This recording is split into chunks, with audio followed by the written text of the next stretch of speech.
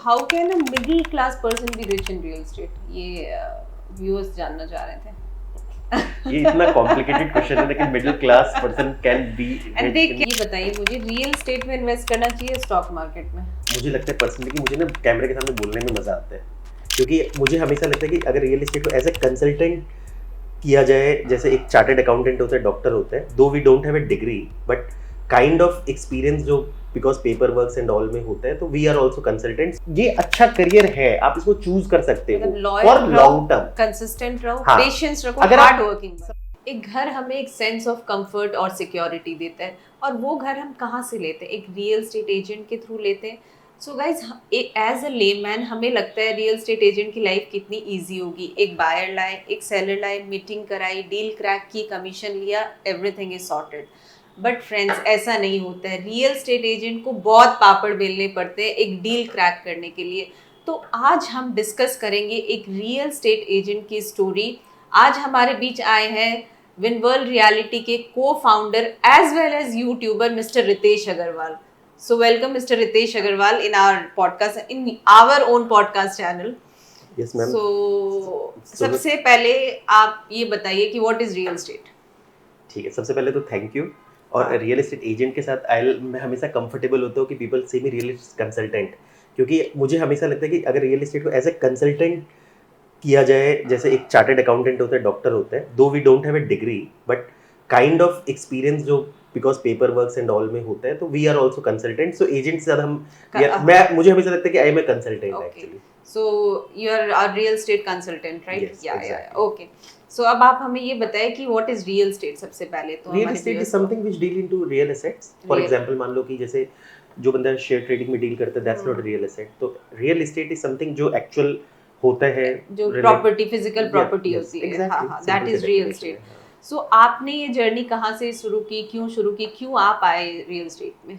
देखो, अगर मेरा रियल एस्टेट का जर्नी आप देखोगे तो कोइंसिडेंटल था। मुझे यहाँ आने से एक दिन पहले भी नहीं पता था कि I will be into real estate. Okay. Started as if like, so you started from Gurgaon itself? या मेरा करियर गुड़गांव से शुरू हुआ, बट बिलोंगिंग फ्रॉम बिहार। और कैलकाटा में हम लोग जब ग्रेजुएशन करे थे, जादवपुर यूनिवर्सिटी। तो कंफ्यूज था करियर को लेके, जैसे सब होते। मेरे सारे फ्रेंड्स सीए कर रहे थे, मेरा बीच में एक बार कभी कुछ मन हो गया, कभी कुछ मन हो गया, इस कारण से कंफ्यूज था। सो एक मेरा क्या हुआ था कि बैक लग गया था सेकंड सेमेस्टर में, नॉट इन थर्ड। जबकि ऐसा नहीं था कि मैं खराब स्टूडेंट था, वो लगने का रीजन ये था कि मुझे पता नहीं था उस दिन एग्जाम है एक्चुअल में। सो वो मुझे कवर करना था एज पर जादवपुर यूनिवर्सिटी के नियम के हिसाब से देखोगे तो वो अगली साल मुझे कवर करना होता है। तो उस कारण से मैं एलिजिबल नहीं था एमबीए में बैठने के लिए। तो आई वाज कम्प्लीटली मतलब एक पूरे 1 से 1.5 साल के लिए मैं खाली हो गया। सो उस टाइम मेरे ब्रदर के फ्रेंड थे who was working in real estate in Gurgaon. So brother ने बात किया, सो आई केम हियर। मुझे लगा कि थोड़े दिन काम करूंगा, टाइम पास करूंगा, भाग लूंगा, वापस चला जाऊंगा। हाँ। पर यहाँ है तो यही गुड़गांव ने आपको खींच लिया यहीं। हाँ, मुझे लगता है कि सही था, क्योंकि मुझे लगा कि पता नहीं, फॉर एग्जाम्पल मान लो कि इनफैक्ट यहाँ से मैं वापस गया हूँ अपने एग्जाम देने के लिए, पर उसके बाद मुझे वापस से मेरा यही था कि जाके एग्जाम दूंगा दोबारा और फिर एमबीए के वापस से मतलब एक बार नेक्स्ट ईयर सीट करूंगा। पर एक बार जब हम लग गए ना पूरे डे टू डे एक्टिविटी में, उसके बाद मेरा इंटरेस्ट ही खत्म हो गया सारी चीजों से। तो मैं you started enjoying your job. या एग्जैक्टली, मुझे लगा था कि पता नहीं, मुझे ऐसा लगा कि this is something I can do वाली बात। एग्जैक्टली, तो आई वाज हैप्पी, कोई प्रॉब्लम नहीं, और आज तक मैं हैप्पी हूँ इस चीज ट्रेड को लेके। Very good. सो पहली डील आपने कब क्रैक की थी यहाँ पे? आप कितने साल पहले आए थे? 2008 में मैं 2016 years back I think. So what, when was your first deal? मुझे लगता है कि मेरी देखो, मेरे साथ क्या हुआ कि जब मैं आया था स्टार्टिंग में, आप गुड़गांव के ना टाइम को समझना, उस टाइम भिवाड़ी, दारू हेड़ा, ये सब का मार्केट बहुत चलता था एक्चुअली। तो उस टाइम गुड़गांव रियल एस्टेट में ज़्यादा कुछ था नहीं, नए लॉन्चेस नहीं थे। मैं जब आया था इनिशियली तो न्यू टाउन हाइट्स ये सब आना शुरू हुआ था, कुछ प्रोजेक्ट्स सारे। तो आई थिंक वो थे, ट्यूलिप का कोई प्रोजेक्ट आया था। मेरी डील वैसे जल्दी हो गई थी पहली ना, मतलब मुझे लगता है कि ये मुझे भिवाड़ी वाड़ी तो नहीं, पर मुझे लगता है कि पर्सनली मेरी डील 1.5 से 2 महीने बाद हो गई थी एक्चुअली। हाँ, तो आपने क्या किया था जब आपने अपनी पहली डील की थी? आपने क्या किया था उन पैसों से? कुछ नहीं, वहाँ पैसों से तो देखो क्या होता है, जब आप किसी के साथ काम करें तो तुरंत तो पैसे नहीं आते, बुकिंग टाइम लगता है। बट एक एक्साइटमेंट रहती है, मैं इससे पर ये उस टाइम, करूंगा। हाँ एग्जैक्टली, जब मैं स्टार्टिंग में जब गया था आफ्टर 4 मंथ्स जब घर गया था, जैसे मैं एग्जाम देने गया था, तो जो भी मेरे बॉस थे, मैं नाम डिस्क्लोज नहीं करूंगा, तो वो मुझे 20,000 रुपए दिए थे उस टाइम जाते वक्त। उस टाइम वो अमाउंट बहुत होता था, आज से 16 साल पहले। 20,000 ऐसे मैं बिलीव नहीं करोगे, मुझे लगता है कि मैंने घर में हर आदमी को गिफ्ट खरीद के दिया। वो चीज थी एग्जैक्टली। आज तो मनी का वैल्यू वो खत्म एक हो अलग गया। ही खुशी होती है। अरे नहीं 20,000 मतलब वो 20,000 रुपये ऐसा था ना, बिलीव नहीं करोगे कि मैं उस पूरे के पूरे हर घर में जितने भी फैमिली मेंबर थे ना, चाहे मेरी मम्मी है, दादी है, मेरा चाचा का बेटा था, ईच एंड एवरीबॉडी सबके लिए मैंने कोशिश करके कि मतलब मैं कुछ ना कुछ आप लेके जाएं एग्जैक्टली। सबके लिए। आपकी सबसे बड़ी स्ट्रेंथ क्या रही है इस बिजनेस में? सबसे बड़ा स्ट्रेंथ आप किस चीज को मानेंगे? आपका पेशेंस या फिर क्या चाहिए रियल एस्टेट में सबसे ज्यादा हाँ, जरूरी? ऐसे जनरली देखो, एक मेरी जो पर्सनालिटी वो इस तरीके से है। फॉर एग्जांपल मान लो कि मैं ज़्यादा एग्रेसिव नहीं हूँ। एग्रेसिव मतलब इन सेंस की पेशेंट हूँ एक्चुअली। पेशेंट है, आप कभी भी देखना कि सेंस मेरा ऑफ ह्यूमर आपका बहुत अच्छा हाँ है। वैसा है, हाँ, इंटरेक्टिव हूँ, लोगों से हाँ। बात करता हूँ, और हमारा इंटेंशन होता है लोगों को ना सही से गाइड करना, चीट नहीं करना। तो इसलिए मैंने ना कभी भी बहुत इजी चीज़ों को नहीं वो किया। मैं टाइम स्पेंड करता हूँ हर चीज़ को लेकर। मेरे से जनरली क्लाइंट क्वेश्चन भी पूछते हैं तो मेरी कोशिश होती है कि उसको समझूं और वापस से उसको रिप्लाई करूँ। कई बार मैं गलती से आंसर भी कर देता हूँ तो मैं वापस से रिवोक करके उसको समझ के वापस उसको मतलब कॉल आप करके क्लाइंट बताता की हूँ जगह actually। होते तो आप क्या करते? हाँ मतलब मेरे को जनरली अपने रहता है कि हाँ, मतलब एक होता है ना कि हवा में कुछ कुछ वो भी कर दिया, तो मैं मेरी कोशिश फिर भी होती है कि थोड़ा सा वो करना, और मतलब हमेशा से लोगों का आदमी रहा हूँ, वो मतलब चीज़ क्या है। स्किल्स चाहिए होती है हमें एक रियल एस्टेट कंसल्टेंट बनने के लिए, आपको लगता है? देखो, सबसे पहली चीज़ है कि रियल एस्टेट कंसल्टेंट बनने के लिए it's a full time career, जैसे बाकी बिजनेसेस होते हैं। जैसे फॉर एग्जांपल मान लो आज मेरे फ्रेंड्स हैं, somebody is a chartered accountant, कोई एमबीए करके किसी कंपनी में किसी प्रोफाइल पे जॉब कर रहे हैं, वैसे मैं भी एक बिजनेस कर रहा हूँ रियल एस्टेट में। ऑलमोस्ट काम हमारा सेम है, बस सैटरडे मतलब जस्ट एक पॉइंट मुझे बता दो लगता है चीज़ें ऑल 7 डेज वर्किंग है आपका जॉब, आई थिंक। नहीं ऐसा नहीं है, इसके बारे में मैं आऊँगा बाद में। पर मेरा कहना है कि जैसे उनका करियर है वैसे हमारा करियर है। वैसे करियर है। ओनली थिंग इज कि you have to give a proper time. जैसे उन्होंने सीए की पढ़ाई की, मैंने उसकी जगह किसी के साथ काम कर लिया कई साल। आपने तो यू एक्सपीरियंस लिया इस हाँ, तो बिजनेस का। वो हाँ, मेरा कहना है कि इसको वैसे ही ट्रीट करना चाहिए। कई लोग आते हैं रियल एस्टेट, वो सोचते हैं 3 महीने में मैं आऊँगा और मैं एकदम, एक तो लोग आते हैं रियल एस्टेट में सबसे पहले, मतलब इनफैक्ट मेजॉरिटी पीपल जिसका भी मैंने इंटरव्यू लिया, कई बार दूसरे फील्ड से आते हैं, उनसे पूछो यार रियल एस्टेट क्यों ज्वाइन करना चाहते हो, तो भैया पैसा बहुत है इसमें। तो इतनी इजी नहीं आता, पर अगर आप सही ढंग से फॉर अ सस्टेनेबल टाइम, मतलब जैसे एक नॉर्मल करियर को फोकस करते हो आप काम करो। जिस भी कंपनी में आप काम कर रहे हो, स्टार्टिंग में देखो नेचुरल सी बात है, यू हैव टू किसी कंपनी में काम करना पड़ेगा कुछ साल तक। अगर आप बिल्कुल ही रॉ हो तो उसको आप जेन्युइनली कमा के दो पैसे। आप कभी इंटेंशन में मत रहो कि मैं, कई बार लड़के आते हैं 3 महीने में सोचते हैं यार मैंने तो एक डील कर दिया और मेरे बहुत तो लाखों में कमा लिया, मैं बेवकूफ़ी तरह से छोटी मोटी सैलरी ले रहा हूँ। अगर वो माइंडसेट रहेगा तो आपका जो करियर है वो उस दिन से खत्म है एक्चुअली। सो आप you have to be loyal, you have to be loyal, आपका लॉन्ग टर्म फोकस होना चाहिए कि मैं ट्रेड सीख रहा हूँ एक्चुअली। हाँ, उसके बाद चाहे आप अपना बिजनेस करो, बट जिस टाइम तक गिव प्रॉपर टाइम, और उस टाइम तक आप उनको कमा के दो। ईमानदारी से काम करो, किसी के साथ भी चीटिंग मत करो सामने वाले आप को अपने भी। एम्प्लॉयज के साथ कैसे रहते हैं? मतलब आपके जो कोवर्कर्स हैं आपके ऑफिस में, आपके जो एम्प्लॉयज हैं, उनके साथ आपका क्या रिलेशन रहता है? देखो, आप ये चीज आप मानोगे नहीं, हाँ, मेरे जो एम्प्लॉयज हैं वो सबसे ज्यादा रिटेन होते हैं, क्योंकि मैं एम्प्लॉयज वर्ड यूज ही नहीं करता। They are like my family. Family friends. हाँ, हाँ। ठीक है, तो आप जितने भी लोगों ने मेरे साथ कभी भी काम किया रियल एस्टेट में, यू नो कि हमने उनको बिल्कुल बराबर का ट्रीट किया है, लाइक अ फैमिली। वो कहीं पे भी जाके रिप्रेजेंट करते, मैंने कभी उन पर डाउट नहीं किया, कुछ नहीं किया, और वो उतना ही वैसा लाइफस्टाइल जीते जैसे मैं जीता हूँ एक्चुअली। तो मैं भी ये भी कोशिश करता हूँ कि उनका भी अपलिफ्टमेंट हो किसी चीज़ को लेके। तो ये चीज़ें होती है, और बहुत लोग ऐसे भी है जो मेरे साथ बहुत लंबे समय से काम कर रहे हैं, मतलब 10 साल से भी काम कर रहे हैं, तो मैं उसको फैमिली की तरह ट्रीट नहीं करता, तो शायद हमारे इतना लंबा रिलेशन नहीं होता। तो मेरे लिए they are like family actually. Employ सब यार ये इतना हायरार्की मेरे को बड़ा अजीब सा लगता है एक्चुअली। तो मेरे लिए वो चीज़ है एग्जैक्टली। सो अब हम आते हैं वो रियल एस्टेट पे। In fact they are my friends also, तो हम दोस्तों की तरह भी एंजॉय करते हैं कई बार। चलो, मतलब पार्टी करते हैं, सब सब वी गो टू करते ट्रिप्स हैं। Also, we enjoy like friends, जैसे एक नॉर्मल दोस्त करते हैं। मतलब इससे वो बूस्ट अप भी होते हैं जी कि जी बिल्कुल। That's nice. चलिए ये बताइए कि लोगों के, हमारे व्यूअर्स के दिमाग में ये क्वेश्चन रहता है कि परचेज करना चाहिए या प्रॉपर्टी रेंट पे लेनी चाहिए? ये एक बहुत ही ज़रूरी क्वेश्चन है जो मैं आपसे करूँगी। जनरली आपने ना 4 से 5 साल पुराने यूट्यूबर्स के वीडियोस निकालना जो फाइनेंशियल कैलकुलेशंस करते हैं, वो हमेशा एम्फेसिस करते थे कि यार रेंट पे लेना चाहिए, क्योंकि वो कैलकुलेट करते थे कि एक प्रॉपर्टी की वैल्यू नहीं बढ़ रही, रेंटल वैल्यू कम दे रहे हो, और आरओआई रेंटल्स का, गुड़गांव जैसी जगह में 2 से 3% है। तो उस कंपैरिजन में लोग ये एक्सेल बनाते थे। फिर क्या हुआ कि ये 2-3 साल में प्रॉपर्टी प्राइसेस बढ़े, तो लोगों ने कैलकुलेशन उल्टा करना शुरू कर दिया। तो हर बार वही चीज़ सर्व की जाती है जो एक्चुअल मार्केट में प्रिवेल करती है। बट अगर आप लॉन्ग टर्म विजन देखोगे तो परचेज जरूर करना चाहिए आपको, क्योंकि इसका रीज़न क्या होता है कि ऑफकोर्स मार्केट में तेजी मंदी आती रहती है। मैंने गुड़गांव में 3 बार मार्केट को बढ़ते और डिप होते देखा है, तो नथिंग इज परमानेंट। पर अगर आप लॉन्ग टर्म विजन का एक सोचो तो यू शुड हैव एसेट, उसे आपका सेंस ऑफ कंफर्ट भी आता है, और मतलब आप ज्यादा सिक्योर फील करते हो कंपेरेटिवली। सो परचेज करना तो बहुत ज्यादा, या घर होना जरूरी है। कई बार ऐसा भी होता है, मैं ये भी लोगों को इंसिस्ट करता हूँ, फॉर एग्जाम्पल मान लो कई बार क्या होता है ना, क्योंकि रेंटल सस्ता मिल जाता है, जो बंदा लाख रुपए महीने का रेंट दे सकता है वो 4 करोड़ की प्रॉपर्टी में रह रहा है। अब वो बंदा 4 करोड़ की लेकिन प्रॉपर्टी नहीं खरीद सकता। तो मैं कहता हूँ यार आप 4 करोड़ की प्रॉपर्टी मत कर दो, आप 1-1.5 करोड़ रेंट दे रहे हो ठीक है, आप उसके साथ 1 करोड़ 1.5 करोड़ की भी प्रॉपर्टी खरीद के उसको रेंट पे चढ़ा दो, चाहे छोटा भी रेंट आ रहा हो, यू नेवर नो कि।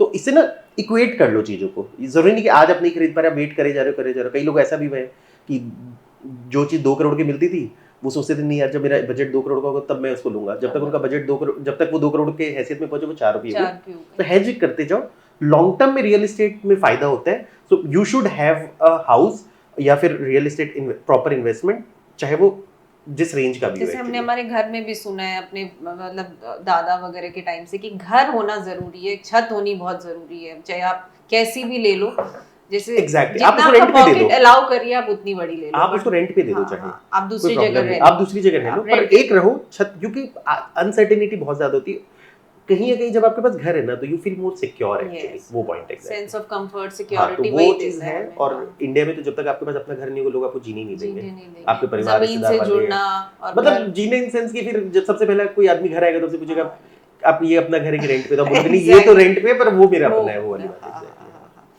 सो घर होना बहुत ज़रूरी होता है, वो बिल्कुल, ये आपकी बात बहुत सही है। सो जैसे आप अब क्लाइंट से मिलते हैं, कोई इन्वेस्टर्स भी होते हैं, कोई एंड यूजर होते हैं, so as a investor point of view उनके माइंडसेट और अगर मैं वर्सेस एंड यूजर का माइंडसेट आपसे पूछूं तो क्या डिफरेंस होता है दोनों में? देखो सिमिलैरिटी, सबसे पहले तो सिमिलैरिटी बताता हूँ। एक एंड यूजर भी आता है, एक इन्वेस्टर भी आता है ना, दोनों ये देखते हैं कि मेरी प्रॉपर्टी अप्रिशिएट करेगी कि नहीं करेगी, ठीक है। ये लालच लोगों के दिमाग में रहता है, क्योंकि मैंने अपने लाइफ के एक्सपीरियंस में ये भी देखा है, कई बार एक एंड यूजर भी बहुत आइसोलेटेड जगह पे प्रॉपर्टी ये सोच के ले लेते हैं कि मेरी प्रॉपर्टी 5 साल बाद डबल हो जाएगी। तो एंड ऑफ द डे कहीं ना कहीं ये लालच तो सबके दिमाग में रहता है वो प्रॉपर्टी बढ़े। इन्वेस्टर होता है, एंड यूजर थोड़ा, कई बार ये तो होगी एक एक्सेप्शन, कुछ जो एक्चुअल कई ऐसे भी होते हैं जैसे वो आते हैं वो ये देखते हैं कि यार फॉर एग्जाम्पल मान लो कि मतलब ये तो हो गया, पर एक होता है कि जनरली एंड यूजर ये भी देखता है कि मेरे बच्चों के स्कूल यहाँ है, ये छोटी छोटी चीजें इनके इन्फ्लुएंस करती है डिसीजन। एंड यूजर हर छोटी चीज पे फॉर एग्जांपल मान लो किसी का बच्चा हेरिटेज में पढ़ रहा है, मैंने ऐसे 2 या 3 ऐसे लोगों को प्रॉपर्टी हेरिटेज 1 में बेची है जिनके बच्चे हेरिटेज स्कूल में पढ़ रहे हैं। अब सोचो कि बच्चे तो निकल जाएंगे टाइम के बाद, बट जो प्रॉपर्टी ली उन्होंने कई सालों के लिए ली है। वैसे कई बार लोग अपने ऑफिसेज देख के लेते हैं, कई बार मतलब वाइफ के ऑफिस का जॉब देख के लेते हैं, कई बार वो ये देखते हैं कि मेरा एक रिलेटिव यहाँ रह रहा है, ये वो इस तरह से एंड यूजर्स ये सारी चीजें देखते हैं। हाँ, कि कई बार कुछ कनेक्शन देखते हैं, कई बार उनके पर्टिकुलर मन में एक बायसनेस होती है किसी चीज को लेके कि सर्टेन एमिनिटी मेरे अंदर सोसाइटी में होनी चाहिए, सर्टेन बालकनी होनी चाहिए, तो ये चीजों को देख के लेते हैं। और इन्वेस्टर्स कई हद तक डील देखते हैं। फॉर एग्जाम्पल कि यार यहाँ पर ले लो, मेरा प्राइस बढ़ने वाला है, या मार्केट से कोई चीज वैल्यू कम मिल रही है, चाहे वो मतलब कैसा भी हो वाली बात है, ले लो, अगर प्राइसेस का एप्रिसिएशन है तो मतलब वो काइंड ऑफ थिंग है एक्चुअल में। तो आप लोगों को किसके साथ डील करने में ज्यादा मजा आता है? देखो अगर मेरे से पर्सनली पूछोगे तो मुझे इन्वेस्टर से नेचुरल से, ऑफ कोर्स मुझे क्या, अगर डील की बात करोगे तो इन्वेस्टर से डील करने में आपको ज्यादा मजा आएगा, क्योंकि एंड यूजर की जो स्पेसिफिक रिक्वायरमेंट होती है ना, एंड यूजर के साथ क्या होता है खास करके रेडी टू मूव, अगर एज ए ब्रोकर पूछोगे तो सबसे ज्यादा दुख होता है लोगों को रेडी टू मूव प्रॉपर्टी बेचने में। क्योंकि फ्लोर प्लान दिखा के प्रॉपर्टी बेचने में लोगों को इतना पापड़ नहीं बेलना पड़ता। जहाँ प्रॉपर्टी बन जाती है ना, सेम क्लाइंट फिर विल सी कि यार अब सुबह 5 बजे यहाँ से धूप आ रही कि नहीं है, 7 बजे आ रही कि नहीं, इस बालकनी से आ रहा है कि नहीं वो आ रहा है, तो ये चीजें बहुत हो जाती है। छोटी छोटी चीजों पे फोकस डालते हैं तो कहीं ना कहीं वो हर्डल्स हो जाते हैं, फिर थोड़ा मेहनत ज्यादा होता है कंपेयर टू इन्वेस्टर के साथ डील करना कंपैरेटिवली ज्यादा इजी होता है। बाकी हमें करना बैलेंस करके चलते हैं।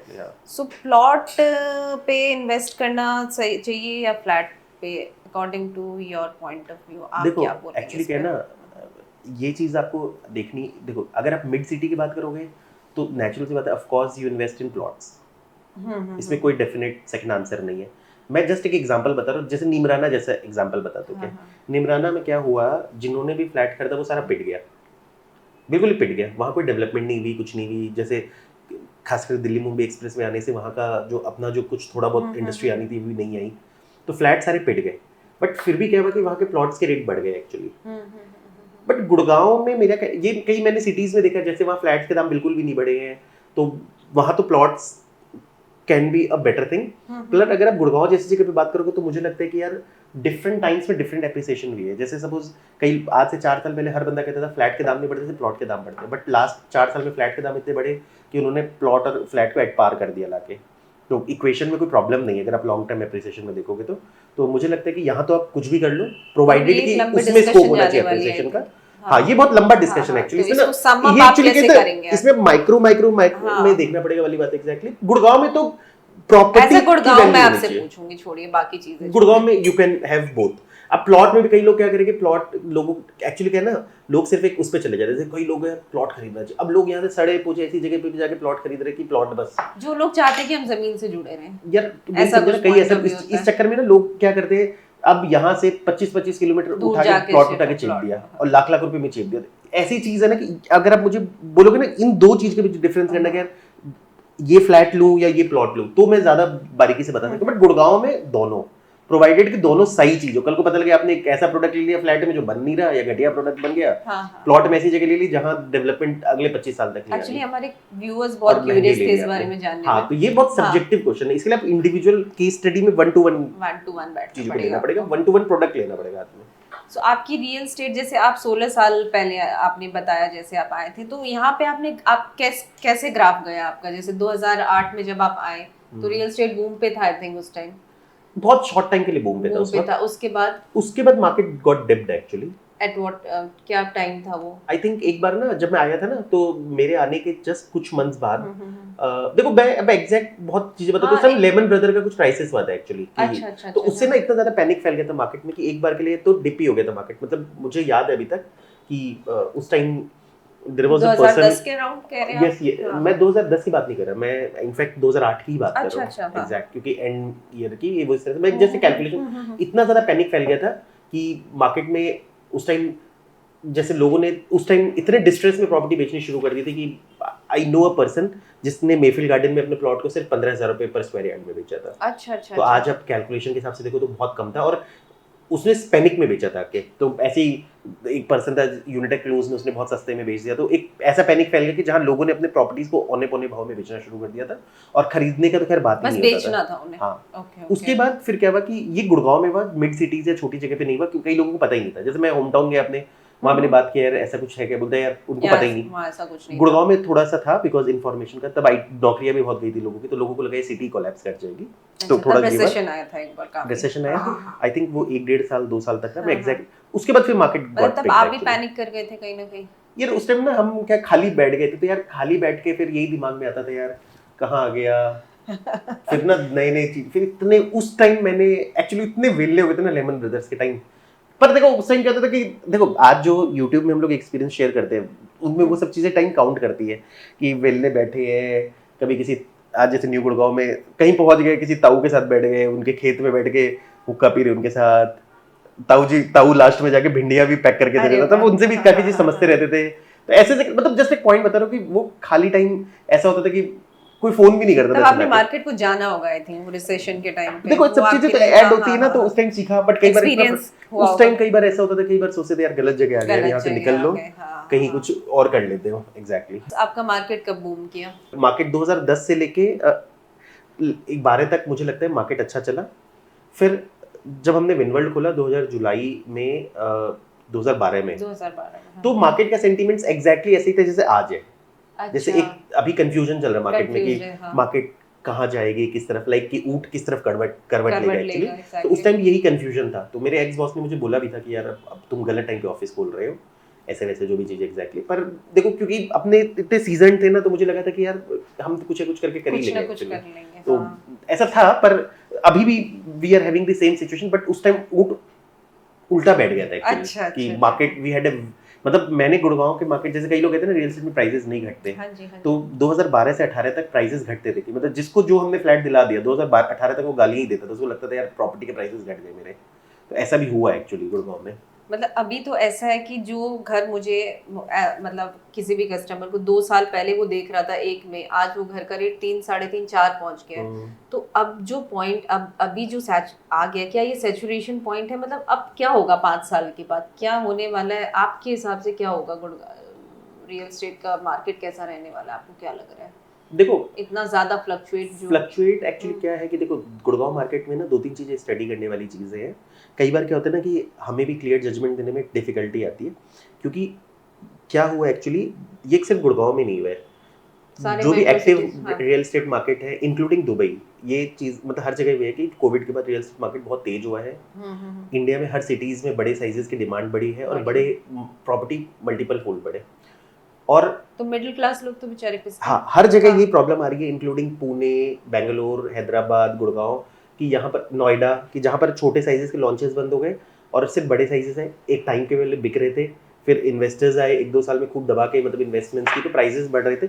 अब जितने भी लोग हैं ना, क्योंकि मैं तो लोगों की वीडियोस देखता रहता हूँ, तो सब जो गुड़गांव में भी लोगों ने एक ट्रेंड शुरू किया ना कि गुड़गांव मार्केट डिप हो गया 18, तो वो सारे सिटीज में इक्वल चल रहा है। एक तो ये चीज़ है, तो जो भी इम्पैक्ट आना ऑल ओवर इंडिया ने ये समझते हैं, या तो एक्चुअल में बड़े जो प्लेयर्स, जो बड़े बजट वाले लोगों का डोमिनेंस रहेगा तो वो मार्केट को सस्टेन कर लेंगे, पर उसमें middle class may have to change their priorities। ये चीजों का एक प्रायोरिटीज कैसे, अब पैसे तो वही है ना, अब जैसे पहले बड़ी मुश्किल से हमने एक जमा किया, आज वही घर अब 1 से 3 का हो गया, तो अब वो 1 से 3 मुझे लगता है, देखो मेरा ये व्यू कहना है कि थोड़ा तो मार्केट डिप करेगा, not in main Gurgaon but थोड़ा थोड़ा तो थोड़ा वेट करना चाहिए। देखो ये फिर ये आंसर देना थोड़ा सा हाँ थोड़ा टफ हो जाता है, या फिर क्या होता है कि maybe you try buying in some other cities hedge करने के लिए। फॉर एग्जांपल गुड़गांव आपको सूट नहीं कर रहा, बाय इन पुणे, अभी भी वहाँ प्राइसेस इस रेंज में मिल जाती चीज़ें, या फिर you can buy in like suburbs of Mumbai, ये इस तरह से कहाँ पर अभी भी स्कोप है एप्रिसिएशन का, मतलब हेज जरूर कर लो चीजों को लेके, बट रेंट आउट करके। पर ये जरूर है कि गुड़गांव में मेरा पर्सनल एक्सपीरियंस कहता है कि गुड़गांव में अब जो लॉन्चेस है ना 2, 2.5, 3 करोड़ तक के लॉन्चेस है, 1 से जो 3 का जो टिकट साइज है ना गुड़गांव में, मुझे लगता है कि अब कुछ दिनों बाद अगर रियल एस्टेट मार्केट थोड़ा डाउन रहा तो maybe builder will plan to launch these kind of sizes, तो उसमें शायद लोगों को इन्वेंटरीज मिलने शुरू हो जाएंगी और हो सकता है बहुत बल्क में माल आए, तो ये भी हो सकता है। अगर वो आ गया तब तो चलो मतलब थिंग्स विल गेट ओके, पर अगर बिल्डर का बड़ा माल बिकता रहा तो बिल्डर फिर छोटे साइजेस नहीं लाएगा, क्योंकि उनका प्रॉफिट मार्जिन बहुत ज्यादा है उसमें कंपैरिजन में कंपैरेटिवली, तो ये छोटे साइजेस फिर नहीं लेके आएंगे। लेकिन मैं खुद चाहता हूँ आए, एक्चुअली सिटी में ना बैलेंस बनाना बहुत जरूरी है। हाँ। दूसरी चीज ये भी देखना है कि यार हर सिटी में एक प्रॉब्लम क्या है कि जैसे गुड़गांव ही है, या ये सिर्फ गुड़गांव का प्रॉब्लम नहीं है, इंडिया में दिक्कत क्या है, हर सिटी में डेवलपमेंट तो हो रही है बट सस्टेनेबल डेवलपमेंट नहीं हो रही कहीं पर भी। गर्मी में now it becomes very hot, बारिश में इट बिकम्स कंप्लीटली फ्लडेड, ठंड में इट्स बिकम फुल पॉल्यूटेड। तो अब ये जो चीज़ है ना, इससे भी लोगों का ना कहीं या कहीं लॉन्ग टर्म में कई, जैसे सपोज मान लो there are lot of people who are moving out of India, one of the major reason is pollution, और ये वो इस तरह से वाली बात है। तो कई बार ऐसा भी हो सकता है कि आई डोंट नो, अगर लोगों को जॉब इंफ्रास्ट्रक्चर वैसा मिलने लगे तो may be same people will try कि मैं एक इतने पॉल्यूटेड सिटी में रह, मतलब ये प्रॉब्लम मैं गुड़गांव की बात नहीं कर रहा है, सारे मेट्रो सिटीज की वो फिर थोड़े से बी सिटीज, कुछ बी सिटी का क्लस्टर बनाए ऐसे वैसे करके। तो अभी ये चीज है ना, वेट एंड वॉच है कि मतलब देखना है कि मतलब क्या बड़े साइजेस के बायर्स रहते हैं मार्केट में या जेन्युइनली वो एग्जिट कर जाते हैं मार्केट से। अगर वो एग्जिट करके तो देखो मार्केट को तो चलाना है, क्योंकि डेवलपर ने तो इतने लोन और इतने कर्ज ले रखे हैं कि उनको तो अगर उनका अगर कोई भी बड़ा से बड़ा डेवलपर भी अगर 1 साल नहीं माल बेच पाए ना, तो वो they will have tough time actually. So they will have to like bring, land की कमी नहीं किसी के पास भी, they will have to bring the product जो बिकता हो एक्चुअली, सो वो लेके आएंगे उस कैटेगरी में, क्योंकि मुझे लगता है सबसे बड़ा वैक्यूम ही अभी इस पीरियड में, तो लेकर बिल्डर्स आपके थ्रू कितना माल, मतलब रियल एस्टेट कंसल्टेंट के थ्रू कितना माल बेचते हैं अपना? देखो मैं बताता हूँ कि जो बड़े सिटीज होते हैं इंक्लूडिंग गुड़गांव, वहाँ तो 90 to 95% they have to sell through real estate agent, metro cities में। हाँ, क्योंकि इसका सबसे बड़ा एग्जांपल डीएलएफ के साथ मिल सकते हैं। डीएलएफ जो एज ए कंपनी है, डीएलएफ के पास सबसे बड़ा डेटाबेस है, जिस कंपनी ने 70-75 साल काम किया है। पर्सनल वो ईमेल भी करते, बस आप डीएलएफ के एम्प्लॉय हो, हर डीएलएफ के बिल्डिंग्स में आपको डीएलएफ के बोर्ड्स दिख जाएंगे जो नए प्रोजेक्ट्स आते हैं। वो कंपनी भी 90% ब्रोकर के थ्रू ही माल बेच पाती है, 10% ही वो डायरेक्ट बेच पाती है, तो बाकी कंपनीज को ब्रोकर के थ्रू ही बेचना पड़ता है। इसका वन ऑफ द रीजन क्या होता है कि मैंने देखा गुड़गांव में people are comfortable to buy through agent also, यार they need some services actually, तो वो 1-2% शेल आउट करने में उनको प्रॉब्लम नहीं आती है। और इस कारण से कई बिल्डर भी डायरेक्ट डिस्काउंट नहीं देते कस्टमर्स को, क्योंकि क्या होता है कि उनको भी पता है यार एक तरफ we have to see 90% people या 10%, क्योंकि अगर आप डायरेक्ट डिस्काउंट देने लग जाओ तो मे बी एंटरटेन नहीं करें। दूसरी चीज़ है तो कि ब्रोकर के थ्रू जाके कंफर्ट भी होता है, क्योंकि एक पूरी प्रॉपर्टी के फिल्ट्रेशन में ना वो बहुत हेल्प करता है आपका। इट्स नॉट समथिंग कि कल को डीलर ने एक मेल किया तो आप ले लोगे, बट उससे पहले यू सी 10, 20, 30 प्रॉपर्टीज। तो ज्यादातर लोग करते हैं कि एक पर्सनल रिलेशन बन जाता है, दे बाय थ्रू अस। फिर प्रोजेक्ट जो आते हैं जितने उसको घर टू घर पहुंचाने वाले जो होते हैं ना, आज कितना भी हो, मान लो डीलर का परिवार आ जाए, डीलर पूरे गुड़गांव में बोर्ड लगा दे, पर दिस इज द ब्रोकर जो गली गली चप्पा चप्पा डीएलएफ प्रमोशन करने में कहीं पीछे नहीं हटता। एक्चुअली डीएलएफ देखो प्रमोशन करने में कोई भी पीछे नहीं रहता। ओनली थिंग इज कि डीएलएफ के पास सारे स्ट्रेटेजिक प्लेसेस है जहां वो उनका खुद का है, जहां वो कर सकता है। जैसे साइबर सिटी उनका खुद का है। आज सारे गुड़गांव का जो मेन वर्किंग हब है दैट इज साइबर सिटी। वहां अगर डीएलएफ हर ऑफिसेज में कैफेटेरिया में अपने बोर्ड्स लगा देता है, जैसे मैं कई बार जाता हूँ देखता हूँ, तो डीएलएफ हैज गॉट दैट। फिर डेटाबेस डीएलएफ के पास बहुत बड़ा है, राइट लोगों का, एक्चुअली इतने लोगों को प्रॉपर्टी दिलाई है इतने साल से। की सबसे बड़ी बिल्डिंग ही यही बन रही है। हाँ, तो मतलब एक होता है ना कि हर जगह डीएलएफ का स्ट्रेटेजिक है। तो वो जो चीज है, तो डीएलएफ के पास स्ट्रेटेजिक पोजीशंस बहुत सारी। ब्रांडिंग तो देखो हर बिल्डर कर रहा है, डीएलएफ ज्यादा ब्रांडिंग M3M करता है, पर पॉइंट क्या है कि DLF has got that place actually. नहीं, अभी कुछ ऐसा भी देखने की सारे डेवलपर्स जो है वो डीएलएफ से कम्पीट करने के उसमें रहते हैं। डीएलएफ ने सपोज कोई प्रोजेक्ट एक दिन में बेच दिया तो बाकी डेवलपर्स भी कुछ ऐसा ही। तो ये ऐसा ट्रेंड क्यों चल रहा है, या ऐसा ट्रेंड से क्या फायदा होता है डीएलएफ को या बाकी डेवलपर्स को? क्या है ये स्टोरी इसके पीछे?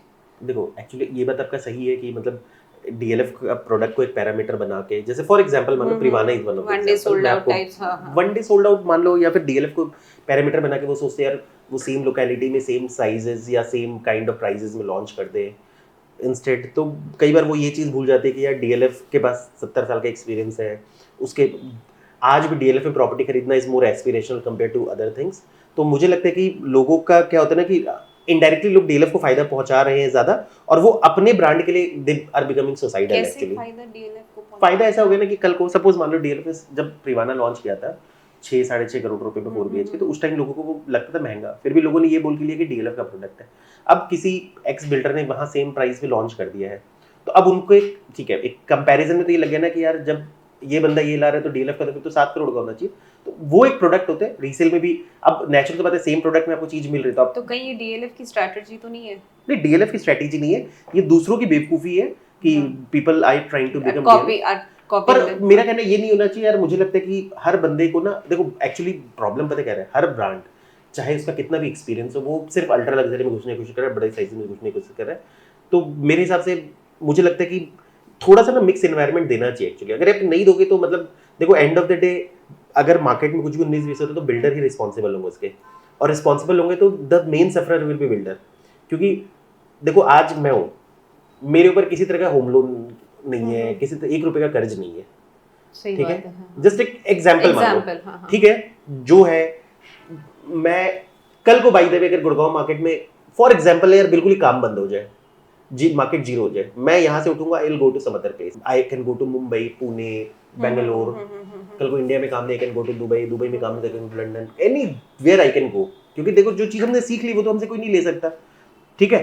पर भाई जिसने इतना करोड़ों अरबों का लोन लेके बैठे वो कहीं जा नहीं सकता, तो मरेंगे वो, हम नहीं मरेंगे, ठीक है। तो जस्ट एक वो पॉइंट बता रहे हो चीजों को लेकर। तो मेरा ये कहना है कि तो उनको शायद कोशिश ये करनी चाहिए कि मतलब डेवलपर को थोड़ा सा, मतलब मैं सिर्फ ये चाह रहा हूँ कि डेवलपर्स अपने ही गड्ढा खोद रहे हैं और सफर भी उन्हीं को करना पड़ेगा एंड ऑफ द डे। वो पॉइंट एग्जैक्टली वो, क्योंकि एक बार इन्वेस्टर अगर मार्केट से चला गया, उनको दोबारा लाने में ना मतलब एक ना मोमेंटम बनता है किसी सिटी का एक्चुअली। तो वो सिटी का मोमेंटम को आप खराब मत करो, उसको एक ऐसा प्रोडक्ट मत बनाओ कि यार आप पता लगे पहले आप एंड यूजर का खा गए, फिर आप इन्वेस्टर का खा रहे हो, एंड ऑफ द डे आप सोचो कि आप ही बादशाह हो, बाद में पता लगेगा, मतलब आप एंड ऑफ द डे आप एक बैलून के ऊपर बैठे हो, अगर उसमें ऐसा ना हो कि कल कोई मार दिया और फिर आप ऐसा गिरोगे तो फिर आप सीधा गड्ढे में जाओगे एक्चुअली। हाँ, मतलब डेवलपर बेसिकली पहाड़ पे चढ़ रहा है, या तो वो ऊपर चढ़ेगा नीचे जाएगा, सीधी बात है। हाँ, सो हम देख रहे हैं अभी अदानी है, बिरला है, अंबानी, सब रियल एस्टेट में कूद रहे हैं। मतलब लोगों का इतना क्या रुझान हो रहा है रियल एस्टेट के प्रति? ऐसा रियल एस्टेट क्या दे रहा है? क्या है basically it's money making game real estate, और ट्रेरा के बाद से ज्यादा मैंने देखा कि कॉर्पोरेट डेवलपर ज्यादा आने लगे हैं, लोगों का भी ट्रस्ट इनके ऊपर ज्यादा है, तो इस नाम से ये ज्यादा प्रीमियम भी चार्ज कर लेते हैं। ऑफ कोर्स नेचुरल सी बात है कि आज एक बड़ा डेवलपर बैठा है विद बिग कॉर्पोरेट नेम, तो he can charge 2-3,000 rupees extra, तो प्रॉफिट एक्स्ट्रा प्रॉफिट तो अपने नाम का ही निकाल लेते हैं। दूसरी चीज मनी मेकिंग होगा तो नेचुरल सी बात है कि यार जहाँ गुड़ होगा वहाँ मक्खी आएगी, वैसे जहाँ पैसे होंगे वहाँ मतलब कॉर्पोरेट्स आएंगे, पैसा खींचते। हाँ एग्जैक्टली, तो ये आएंगे, इनको जूस मिल रहा है तो आ रहे हैं, कल को जूस नहीं मिलेगा चले जाएंगे। जैसे अभी हमने रेरा के बारे में आपने बताया, तो बिफोर रेरा और आफ्टर रेरा क्या डिफरेंस है डेवलपर्स में, या फिर आप लोग को क्या क्या फील हुआ कि रेरा से पहले प्रोजेक्ट बेचना इजी था, अब हो गया आपके लिए? देखो आपको बता दूं कि हमें तो ये हुआ कि हमारे लिए तो अगर as a real estate support की बात करोगे गवर्नमेंट की तरफ से, तो हमें तो सिर्फ हमसे तो 2.5 लाख रुपए लेते हैं 5 साल में, और रेरा का सर्टिफिकेट दे देते हैं। तो गवर्नमेंट का हमारे ऊपर तो कोई सपोर्ट नहीं है। एग्जांपल मान लो, आप लोग को भी रेरा रजिस्टर्ड होना पड़ता है। हाँ एग्जैक्टली, वी तो हैव वो टू गेट कुछ टाइमलाइन होता है उसके लिए? 5 इयर्स में रिन्यू कराना पड़ता रिन्यू है, करवाना ठीक है। पड़ता है, ओके हाँ। तो ये चीजें उल्टे लाइसेंस वाइसेंस लेके वो 3 और लाख वो का खर्चा पहले आता है। नहीं होता था क्या? पहले नहीं होता था, हाँ। Okay okay. तो एक तो ये चीजें कर दी है, पर चलो ठीक है, it's okay, part of the business है, तो मैं चलो उसको भी काउंट नहीं हाँ जी करता। हाँ जी हाँ जी। पर इसमें क्या है कि अगर आप वैसे देखोगे कि रेरा के आने के बाद ओनली, देखो इसके ना प्लसेस माइनसेस में दोनों बातें बता रहा हूँ एक्चुअली।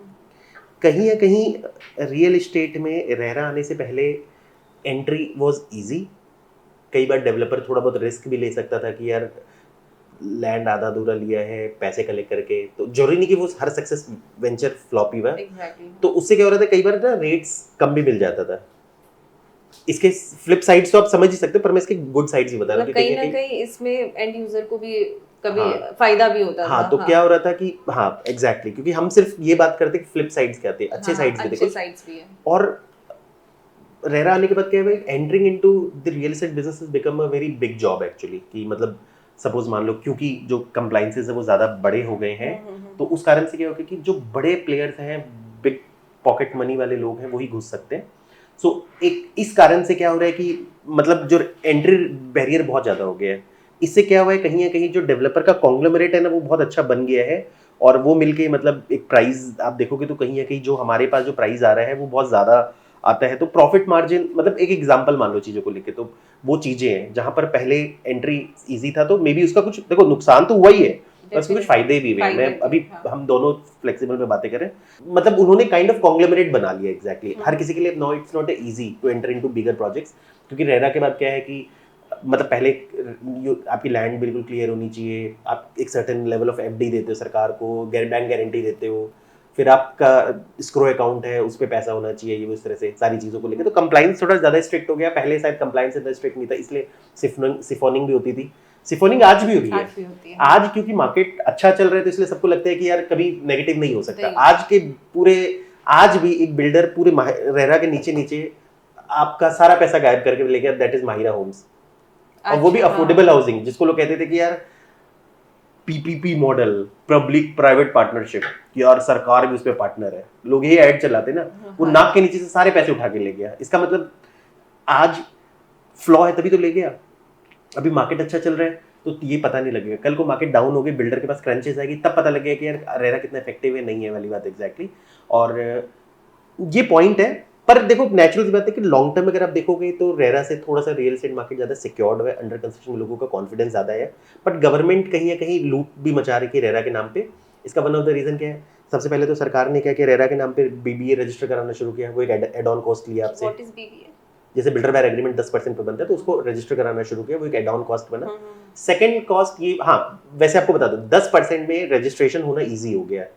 तो अब क्या हुआ है कि मतलब अब इन्होंने एक नया चार्ज शुरू कर दिया। जैसे अभी आप सुनोगे कि वंस अगर आप प्रॉपर्टी बेचने जाते हो तो बिल्डर तो ट्रांसफर चार्ज आपसे लेता ही लेते हैं, पर अब इन्होंने एक असाइनमेंट डीड का नया पंगा चालू कर दिया, तो वहां पर भी 1 लाख रुपए के आसपास का खर्चा आ जाता है कि एक 50,000 रुपए के आसपास का इंडेमनिटी बनता है।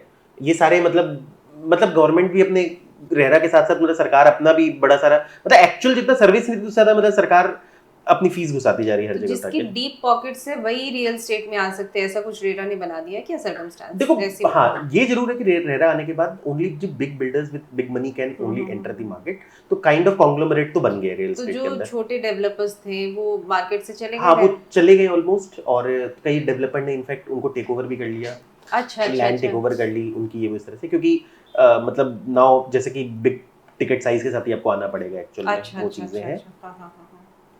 तो इसीलिए आप देखते हो कि कई बार आप सोचते हो कि यार आज बहुत बड़े बड़े डेवलपर के प्रोडक्ट्स आ रहे हैं। नुकसान है, फायदा है, देखो मैं बोलूंगा बोथ साइड्स है। क्योंकि एक इसका सबसे बड़ा फ्लिप साइड रह रहा है बिना के प्रोजेक्ट का क्या हुआ कि बहुत सारे मतलब प्रोजेक्ट से पोजेशन नहीं मिली है।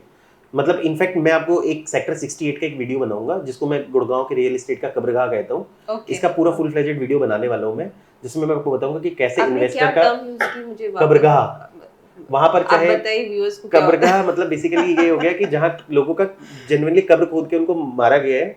अच्छा, जितने प्रोजेक्ट्स हैं, अगर एक प्रोजेक्ट उठा दो कुछ भी नहीं बना वहां पर, और ठीक है, बिल्डरों ने मतलब लोगों ने बेचा है वहां पे। हाँ एग्जैक्टली, चाहे वो बिल्डर हो, एजेंट, ब्रोकर हो, चाहे मतलब लाइक मतलब कोलैबोरेटर्स हो, गवर्नमेंट हो, अथॉरिटी Clients रो हो, रहे हो। आईआरपी वाले हो, सब शामिल मिलके सब मजे ले रहे हैं, कहाँ कुछ नहीं वाली बात है, पूरा कब्र का है। वहाँ कोई डिस्क्रिमिनेशन नहीं है कि आप किसी भी रिलीजन से बिलोंग करते हो, आपका पूरा कब्र खोद के, आपकी इमोशंस का कब्र खोद के आपको पूरा दफनाएगा। एंड ऑफ द डे जो सफर किया है, देखो मेरा इंटेंशन सिर्फ ये दिखाना है कि मेरा सिर्फ उस प्रोजेक्ट को बना के थ्रू सरकार की तरफ या एक ओवरऑल पब्लिक अटेंशन लाना है कि यार इस तरीके से गुड़गांव में सिर्फ हम फ्लिप पॉजिटिव साइड से देखें, फ्लिप साइड भी देखें कि ऐसा भी होता है गुड़गांव के अंदर।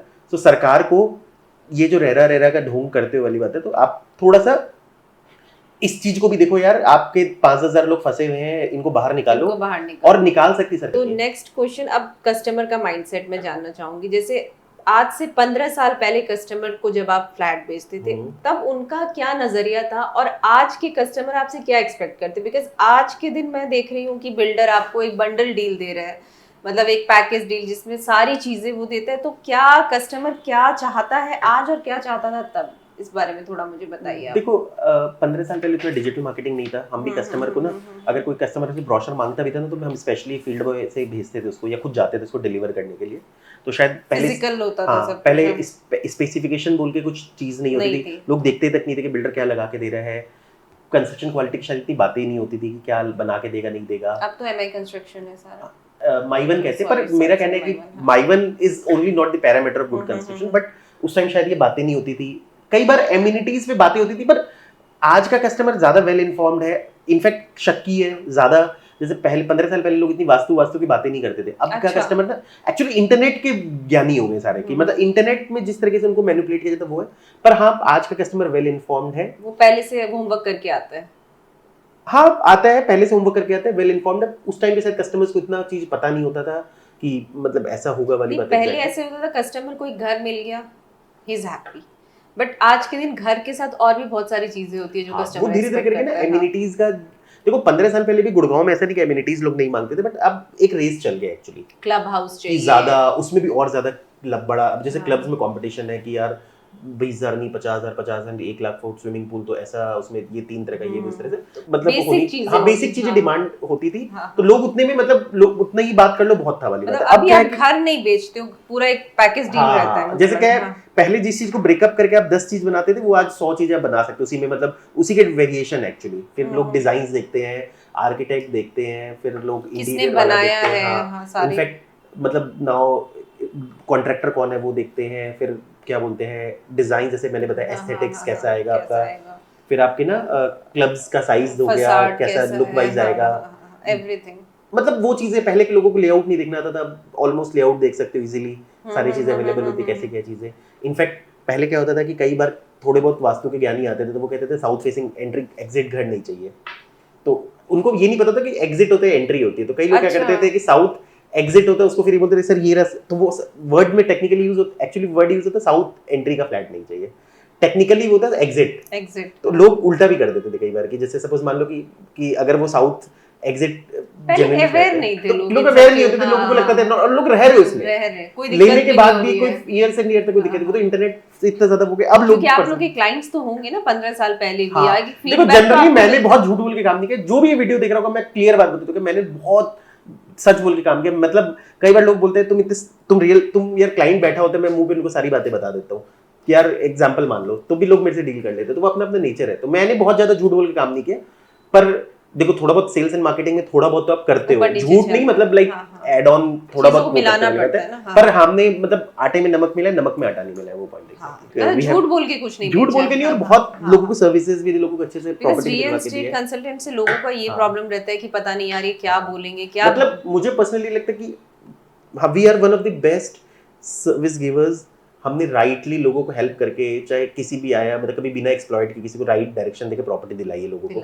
और 3-4 साल में मैंने एप्रिसिएशन भी बहुत दिलाया क्लाइंट्स को, दो it was a market play, पर उसमें भी मेरा रिसर्च के साथ और ऐड होके और ज्यादा एप्रिसिएशन मिल गया लोगों को। तो मतलब क्लाइंट्स आते हैं आप लोग के पास? हाँ, नेचुरल बात है, रिपीटेड तो मेरे पास बहुत आते हैं, नेचुरल बात है, आते हैं, कई नहीं भी आते, कई बार क्या होता है ना कि मतलब देखो क्लाइंट्स हर तरह के होते हैं एक्चुअली। तो सम पीपल रिपीटेडली कम, सम पीपल सी कि यार उनको चाहे कितना भी अच्छा कर दो, वो फिर हर चीज को मतलब जिनको ज्यादा दिमाग है वो करते भी वाली बात। एग्जैक्टली सपोज कोई प्रोजेक्ट है जो टाइम पे डिलीवर नहीं हुआ है कमिटेड टाइम पे, तो उस केस में आप पे क्या प्रेशर आता है? यार देखो अब तो क्या है, ज़्यादातर प्रोजेक्ट्स टाइम पे डिलीवर हो रहे हैं, तो मतलब क्योंकि क्या हो गया कि प्रोजेक्ट का मार्जिन अच्छा है, फिर ज़्यादातर क्या है पीएलपी प्लान में, पोजीशन लिंक प्लान में, तो मतलब यू विल गेट वो। और अगर कोई और ज़्यादा डिले हुआ तो उसमें कंपनसेशन भी अच्छा खासा मिलेगा।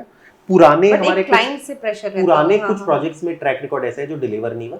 दो, भगवान की दया से मैं बता रहा हूँ कि मेरे लाइफ में ऐसे केसेस बहुत कम है, क्योंकि मैं तो भी उस जमाने में भी अगर मुझे जेन्युइनली जिस दिन होश हो जाता था कि प्रोजेक्ट्स में कुछ होना है, तो मैं उस दिन से सेल नहीं करता था। मैं विद एग्जांपल्स आपको नंबर्स दे सकता हूँ चीजों को लेके। पर हाँ, आज भी ना देखो नेचुरल बात है कि कोई हमें भी पता है कोई हमने तो फंसाया नहीं, इनफैक्ट मैं भी फंसा हूँ कई जगह पे, तो मतलब बट गिल्टी फीलिंग होती है actually. It's more of like natural सी बात है कि इनफैक्ट यार ऐसा नहीं होना चाहिए। इनफैक्ट कई ऐसे भी क्लाइंट्स हैं जिनको मैंने मतलब मेरे गलत उससे वो फंस भी गए, पर वो मेरे से डील करते क्योंकि उनको पता है कि यार it was not my mistake actually. हाँ, तो जनरली मैं टच में रहता हूँ। मैं मतलब मैंने किसी को अवॉइड ये बोल के नहीं किया कि यार क्योंकि तुम मुझे 4 बातें सुनाओगे या मेरे से फ्रस्ट्रेशन निकालोगे। बेचने के लिए आपने कुछ नहीं किया ऐसा, because you were genuine, but हुआ वो that was not your fault actually. बहुत है। मैं तो इनफैक्ट कई बार क्लाइंट्स मुझे पर्सनली मीटिंग करते हैं तो मैं मिलता हूं उनसे 10-10 घंटे टाइम स्पेंड करता हूं। आज भी जाता हूं बिल्डर के ऑफिस, ये सब कुछ जाता हूं। मतलब मैंने अपना कम्युनिकेशन कभी किसी के साथ भी बंद नहीं किया एक्चुअली। मेरा फोन हमेशा उठता है, कोई वो नहीं है वाली बात। बिकॉज़ बहुत हमने ऐसा सुना है कि लोग फोन उठाना ही बंद कर देते बेचने के बाद। ऐसा बहुत लोग ऐसे होते हैं, कैशबैक देना तो फोन उठाना बंद कर देते हैं। नहीं, कभी ऐसा भी होता होगा जैसे आपने किसी क्लाइंट को प्रॉपर्टी दिखा दी, मतलब ठीक है बैक टू बैक आपने 3-4 दिखा दी अच्छी प्रॉपर्टीज, आपको लगा ये बहुत जेन्युइन क्लाइंट है, आप दिखा के चले गए। उसके बाद कितनी बार होता है कस्टमर जाता है, कस्टमर वहाँ जाता है, वो गार्ड से पूछता है कि भाई इसका कौन है मालिक, मुझे नंबर दे, मैं डायरेक्ट डील करूंगा। जब आपको पता चलता है कि क्लाइंट आपके साथ ऐसा कुछ किया, मतलब उसने डायरेक्ट डील कर ली है और वो गया आपके थ्रू था, तो ऐसे केस में आप कैसे उस क्लाइंट के साथ, आपका क्या रहता है उसके बाद, आप क्या सोचते हो या फिर आप देखो हमें जनरली कैसे पता लगता है, कई बार आपको पता कैसे लगता है ये सब चीजें? कई बार क्या होता है, ऐसे केसेस होते हैं, कई बार हमने बिल्डर के थ्रू दिखाया, वो बिल्डर के डायरेक्ट चला जाता है, डील कर लेता है। ऐसा होता है। देखो रियल एस्टेट इंडस्ट्री में एवरीथिंग इज पॉसिबल, ठीक है। तो देखो बेसिकली क्या होता है ना कि हम हमेशा दुनिया में ना इनफैक्ट, और ऐसा तो आई थिंक बहुत होता होगा जनरली आप लोगों के साथ। देखो होता है, कई बार ऐसे होती है चीजें। कई बार देखो मैंने देखा है यार, मैंने कई बार ये देखा कि बहुत ज्यादा पैसे वाले भी बहुत छोटी सोच रखते हैं और बहुत कम पैसे वाला भी बहुत बड़ी सोच रखते हैं। 80% काम हो गया, उसके बाद पता चलता है कि वो दोनों डायरेक्ट मीट करके अपना काम कर लिया, आपको साइड देखो रियल एस्टेट में हर चीज पॉसिबल है। 95% people in Gurgaon are genuine in the transactions. 5% को आप अवॉइड करके चलते, हमें पता भी लग जाता है तो ठीक है, इट्स ओके यार। देखो कहने का मतलब हम उसको अपनी किस्मत मान लेते हैं, बट क्योंकि देखो अभी have to focus on 95% payment. उस 5% को देखो नेचुरल सी बात है कि मतलब एग्जांपल मान लो मेरा कहने की होता है कई बार इनफैक्ट ऐसा भी होता है कि यार वो हमारे साथ ऐसे भी केसेस में जहां पर देखो कई बार नहीं, जैसे फॉर एग्जांपल उसने वो डील कर ली, फिर कल को उस दूसरी प्रॉपर्टी के लिए वापस आपके पास उस बंदे का फोन आया, तो ऐसे केस में आप कैसे रिएक्ट करते हैं? आप उससे नॉर्मली बात करते हैं, फिर आप वापस उसको दिखाते हो या फिर आप उसको आप फोन काट देते हैं? देखो मेरी कोशिश ये थी कि जनरली देखो नेचुरल बता ह्यूमन बीइंग हो तो थोड़ा सा तो कहीं ना ईगो का इशू आएगा वाली बात। एग्जैक्टली देखो एक्चुअली क्या होता है कि कई बार वो सोचता है कि मैं बताऊं, नहीं पता होता है तो हम ऐसे एक्ट करते हैं मुझे भी नहीं पता और तुझे भी नहीं पता वाली बात। एग्जैक्टली हम थोड़े कॉशियस हो जाते हैं उसको चीजें बताने के पहले, क्योंकि यार हमें पता है कि मतलब he can be a repeated kind of thing. कई बार ऐसा होता है कि क्लाइंट, कई बार ऐसे भी तो क्लाइंट हमें फोन पे पता लग जाता है कि वो सिर्फ इन्फॉर्मेशन लेने की कोशिश कर रहे हैं। हां, कॉल्स आते होंगे आप लोग के पास। ऐसे होता है। पर देखो यार मैंने आपको क्या बोला, बुरा लगता है पर ठीक है। देखो मैंने क्या बोला, गुड़गांव में मैंने एक्सपीरियंस किया 95% लोग ये काम नहीं करते जो हमारे बिजनेस के लिए सफिशिएंट है। We are happy with them, they are happy with us. हम उनको सर्विसेज देते। देखो if you want to be a king, हम आपको किंग वाली सर्विसेज देते हैं, आपको थोड़ा सा हमारी फीस देनी पड़ेगी। अब किसी को डायरेक्ट जाना है, ये करना है, ब्रोकर को साइडलाइन करना है, नेचुरल सी बात है। फिर आप मुसीबत में ये सोचोगे कि कोई मेरे साथ खड़ा रहेगा तो वो भी नहीं रहेगा। तो ऐसा होता है। बट लाइफ में उस 5% यार देखो वो हर के साथ होता है कि यार वो 5% लोगों को आपको इग्नोर करके वो हर बिजनेस में होता है। हाँ, 5% चलता है, वो चलता है। तो वो यार पर ये होता है कि यार नेचुरल सी बात है कि अब हो जाता है, ठीक है। जहां तक मुझे लगता है आपके बिजनेस में ये चीज थोड़ी ज्यादा होती है। देखो यार होता है, मैं कह रहा हूँ इस बात को लेकर वी आर वेल प्रिपेयर्ड। ऐसा नहीं मैंने क्या बोला for this situation at any cost. हमें तो ये सब चीजें ना बहुत नॉर्मल लगती है एक्चुअली कि यार ठीक है, कोई हम जबरदस्ती किसी को नहीं दिला रहे। कोई अगर हमसे ले रहा है तो दिलवा रहे, नहीं तो नहीं दिला रहे। हाँ, पर ये कि अगर उसने लिया है वी आर हैप्पी, क्योंकि मैं जब मेरे फीडबैक जब वीडियोस में बनवाऊंगा ना तो क्लाइंट आपको खुद पता लगेगा कि हमने कस्टमर्स को कितना हेल्प किया है और रियल एस्टेट क्यों एक ब्रोकर के थ्रू लेना चाहिए। एक्चुअली क्या कई लोगों को लगता है यार कम में मिल रहा है डायरेक्ट ले लो, पर you are only counting the good times. अगर आपको बैड टाइम आ रहा है तो एक्सपीरियंस बहुत काउंट करता है। पेपर वर्क्स हो गया, एक दिन में थोड़ा गिन हुआ है। नॉलेज हो गया। कई बार बायर से मिल रहा है तो यार सेलर है, कल को मान लो किसी तरह को पेपर देख के पता लगता है कि जेन्युइनिटी नहीं है, बहुत सारी बातें होती है। क्या कहते हैं कि यार अगर आप लालच करोगे तो आपको फंसने के भी चांसेस होते हैं, तो गो थ्रू एक्सपर्ट में तो हमेशा लोगों को कहता हूँ। पर देखो जो करता है ना, मैं कहता हूँ यार उसकी डेस्टिनी, वो हमारी डेस्टिनी है। मैं इस टॉपिक मतलब ये समझ लो कि इस टॉपिक पे तो मतलब पॉइंट नहीं है डिस्कशन का, इट्स ओके, हां it's there is no okay, point, normal है ये बात, वो पॉइंट है। चलिए अब रेसिडेंशियल थोड़ा कमर्शियल के उधर आते हैं हम। तो ये बताइए कि रियल एस्टेट कैसा है, कमर्शियल रियल एस्टेट गुड़गांव में कैसा है ये बताइए, और इन्वेस्टमेंट करनी चाहिए या नहीं करनी चाहिए, बिकॉज ये भी हमारे व्यूअर्स का एक बहुत बड़ा क्वेश्चन है। देखो गुड़गांव में जब कमर्शियल की बात करोगे तो इसको बाइफरकेट करोगे, ऑफिस, शॉप्स, ज्यादातर इस केसेस में एसईओज को भी आप मानोगे, ठीक है। और इसको अलग अलग तरीके से सर्व किया जाता है एक्चुअली, कि मतलब same thing in different wine. पहले लोग कहते थे मॉल कल्चर होना चाहिए, सेंट्रली एयर कंडीशन, फिर लोगों ने गैलरी का एग्जांपल दे के मतलब लोगों ने एक हाई स्ट्रीट कॉन्सेप्ट निकाला कि हाई स्ट्रीट ऐसा होना चाहिए, विदाउट एसी होना चाहिए, वो इस तरह से। अब लोगों ने उसको और डाइल्यूट करके एसईओ निकाला कि प्लॉट के साथ आपका होना चाहिए। तो वो एक ही चीज़ है, वो डिफरेंट डिफरेंट तरीके से सर्व की जाती है। नेचुरल सी बात है, Gurgaon is a big place, तो हमेशा रिटेल की भी डिमांड होगी, ऑफिस स्पेस की भी डिमांड होगी। प्रॉब्लम सिर्फ क्या आता है कि इसको गलत तरीके से बेचा जाता है। सपोज मान लो अगर ज़्यादातर 50-60% डेवलपर जो हैं जो रिटेल बेच रहे हैं, क्योंकि प्रॉफिट मार्जिन इतना ज़्यादा है, उनको बेचने वाले भी इतने ज़्यादा इन्वॉल्व है कि उनका फोकस सिर्फ ये होता है कि आज माल बेच के निकल लो और उस प्राइस पे बेच के निकल लो जो अगले 10 साल बाद वो प्राइस आना है एक्चुअली। अच्छा। ना ही वो डिज़ाइन पे काम करते हैं। मैंने कई ऐसे मॉल्स देखे हैं जहाँ पर इतनी ज़्यादा दुकानें निकाल दी डेवलपर ने कि मैं गारंटी दे सकता हूँ अगले 10 साल तक नहीं चलेगा। अगर वहाँ पर वो मॉल चल गया ना तो वहां पर इतनी भगदड़ मच जाएगी, मतलब इतना बुरा हाल हो सकता है कि मतलब वो मतलब इस तरीके से पहले दिन से तो एक ही अगर कोई डेवलपर यहाँ प्रॉब्लम क्या 50% जो रिटेल बना रहे हैं वो पहले दिन से सोच के बना रहे हैं कि वो चलना ही नहीं, हमें सिर्फ माल बेच के निकल रहा है, वैसे तो है। बट अगर कोई डेवलपर जिसके राइट इंटेंशंस हो, अगर वो राइट तरीके से बनाए तो गुड़गांव इज अ प्लेस जो ऑब्जर्व कर सकता है। बट प्रॉब्लम क्या है, डोमिनेट वो लोग करें क्योंकि दे हैव बिगर मार्जिन, वो बिगर डिस्प्ले दिखाते हैं। कई बार हमारे भी क्लाइंट्स होते हैं, फॉर एग्जाम्पल मान लो मेरे कई, जस्ट एक एग्जाम्पल बता रहा हूँ मैं चलो क्लियर कट बता दो। एक बंदे को मैंने मैप्स को माउंट वेली में 2 प्रॉपर्टी दिलाई, उसने मुझसे 4 BH के लिए 1,60,00,000 रुपए में 2 यूनिट्स, फिर तब तक उसकी प्रॉपर्टी भी अप्रिशिएट करके थी और उसने खुद बोला कि यार you are the best man, ये वो करके वाली बात है। Exactly he just asked me for a rented property. अब बिल्डर का नाम नहीं लूंगा वाली बात, एग्जैक्टली ठीक है। उन्होंने मुझे फोन किया, बेटा बोलते थे, दिला दो, क्योंकि मुझे ना एक रेंटेड इनकम भी बनाना है, ये 2 तो मेरे बच्चों के लिए होगा, ये मेरे लिए अपने लिए बनाना है। तो मैंने उनको सीधा बोला कि देखो आप इन सब चक्करों में मत पड़ो, सारे फर्जी लीज है एक्चुअली। तो उनको लगा यार, वो दूसरे ब्रोकर के पास गए, वो बोले अरे मैं तो यहाँ का ये हूँ वो हूँ, ये तो उसको तो बिल्डर पूछता नहीं है, इसलिए वो मेरे को मतलब क्या बोलते हैं ऐसे बड़ी बड़ी ऑफिसेज दिखा दिया, बड़ा वो दिखा दिया थोड़ा कि यार ऐसे वैसे करके, तो उस तरीके से कन्विंस कर लिया बंदे को। हम वैसा काम नहीं करते, तो ही बॉट इट वाली बात है।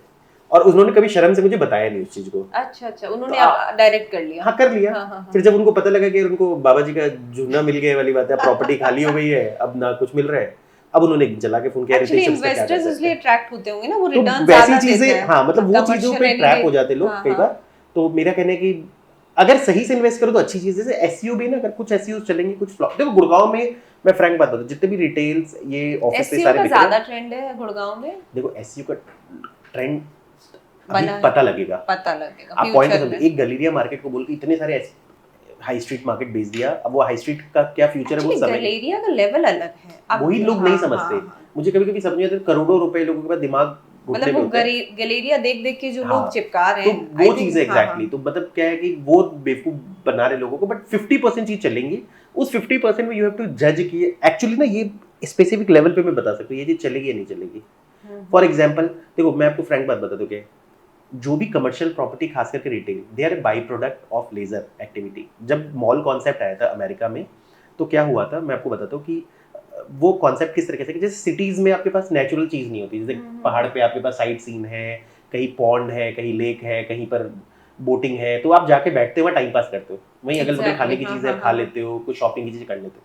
Mall was a leisure place, shopping was the by product. It is never the first कि आप सीधा शॉपिंग करने जाते हो वहां पर। मतलब इस कॉन्सेप्ट में अगर कोई भी आप मॉल बनाओगे तो वो कभी नहीं चलेगा। फॉर एग्जाम्पल आपके घर में, हमारे घर में जो भी आते हैं, अगर उसको कहीं भी ले जाना हम सीधा उठा के एम्बियंस मॉल ले जाते हैं। एग्जैक्टली जाते वहां है, बच्चों को भी कुछ करा दिया, शाम को हम चले गए रेस्टोरेंट खा लिए, ठीक है, उसके बाद फिर बाद में शॉपिंग भी कर ली। तो 5-6 घंटे आप वहाँ स्पेंड कर सकते हो। उसके अलावा 90% मॉल्स में तो ऐसा सीन नहीं हो रहा, नहीं हो रहा है। तो अमेरिका में भी सेम सीन हुआ कि एक मॉल का कल्चर है, देखा देखी रेप्लिका लोगों ने बना दिया अमेरिका कनाडा, वहाँ आप वो मॉल्स को तोड़ तोड़ के या तो पब्लिक पार्क बना रहे हैं या उसको कन्वर्ट करें या उसको घर बना रहे हैं, सब कुछ करने वाली बात है। इंडिया में भी फ्यूचर में ऐसे ही, तो 50% चीज चलेगी। जो ये सोच के बनाएगा कि मुझे चलाना है वो तो चलेंगी, जो ये सोच के बनाएगा कि नहीं मुझे आज बेच के निकलना है, तो वो ग्रेवयार्ड मॉल्स बनेंगे बाद में जाके। फ्रैंक बात बता रहा हूं, वो ऐसी चीज है कि आपको प्रॉपर्टी तो मिल गई पर डेड है।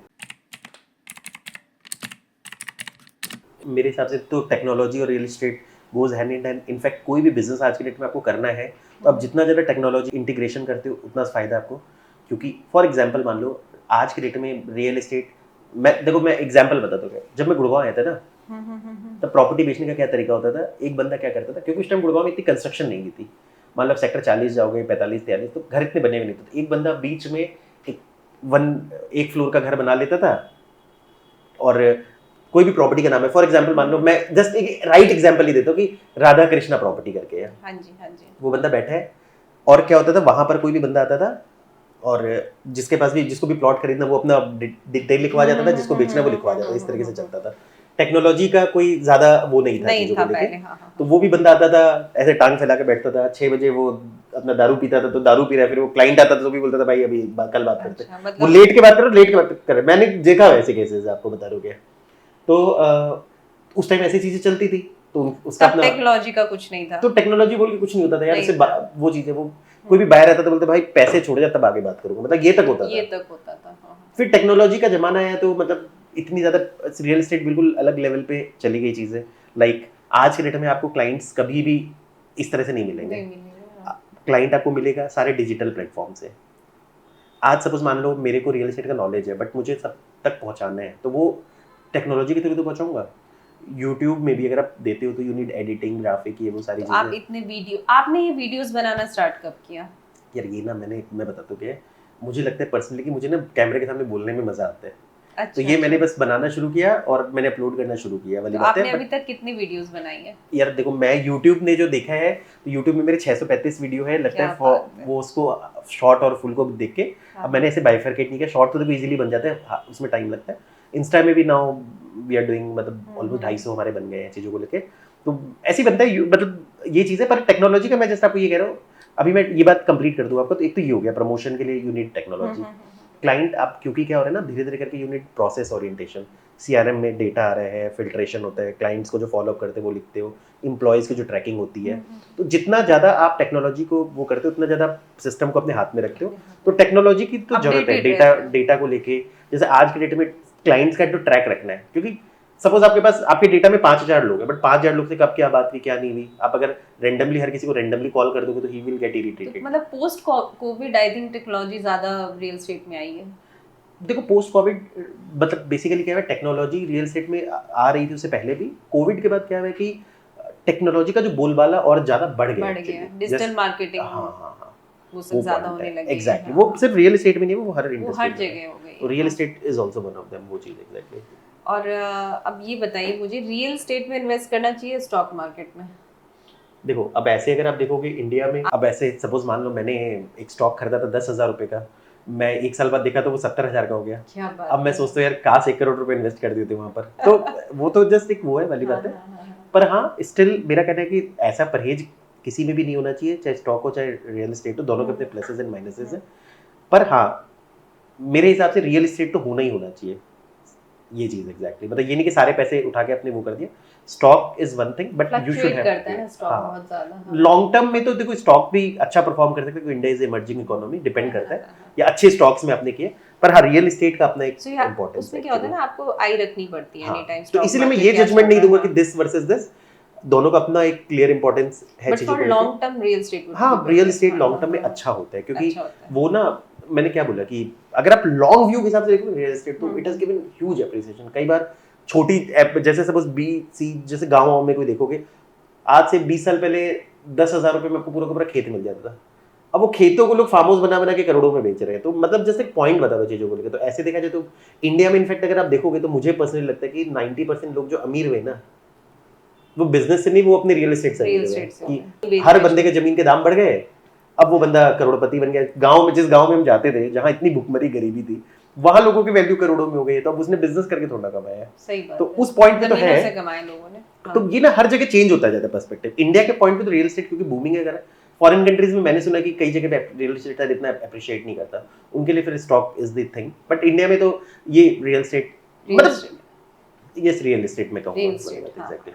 So how can a middle class person be rich in real estate, ये व्यूअर्स जानना चाह रहे थे। ये इतना कॉम्प्लिकेटेड क्वेश्चन है कि middle class person can be and they can be, जैसा मैंने कहीं पढ़ा था, तो मैं आपसे इस बारे में कुछ पूछना चाह रही थी। यार देखो मिडिल क्लास की डेफिनेशन एक तो बहुत बड़ी है एक्चुअली, तो क्योंकि समझ नहीं आता कि क्या कैटेगरी है, क्योंकि इसमें ना किस्मत भी बहुत इन्वॉल्व होता है। कि कई बार मैंने ऐसा भी देखा था कि मैं अभी कुछ दिन पहले वृंदावन गया था घूमने के लिए, तो ऐसे ही मतलब घूमने के लिए क्या गया था, मेरे एक फ्रेंड है वहाँ रियल एस्टेट का काम करता है, तो उससे मेरी मुलाकात इसलिए भी थी कि वो दिल्ली एनसीआर में मतलब पहले रियल एस्टेट काम करता था, then he started working in Vrindavan, फिर उसने अपने प्लॉट्स काटने शुरू कर दिए।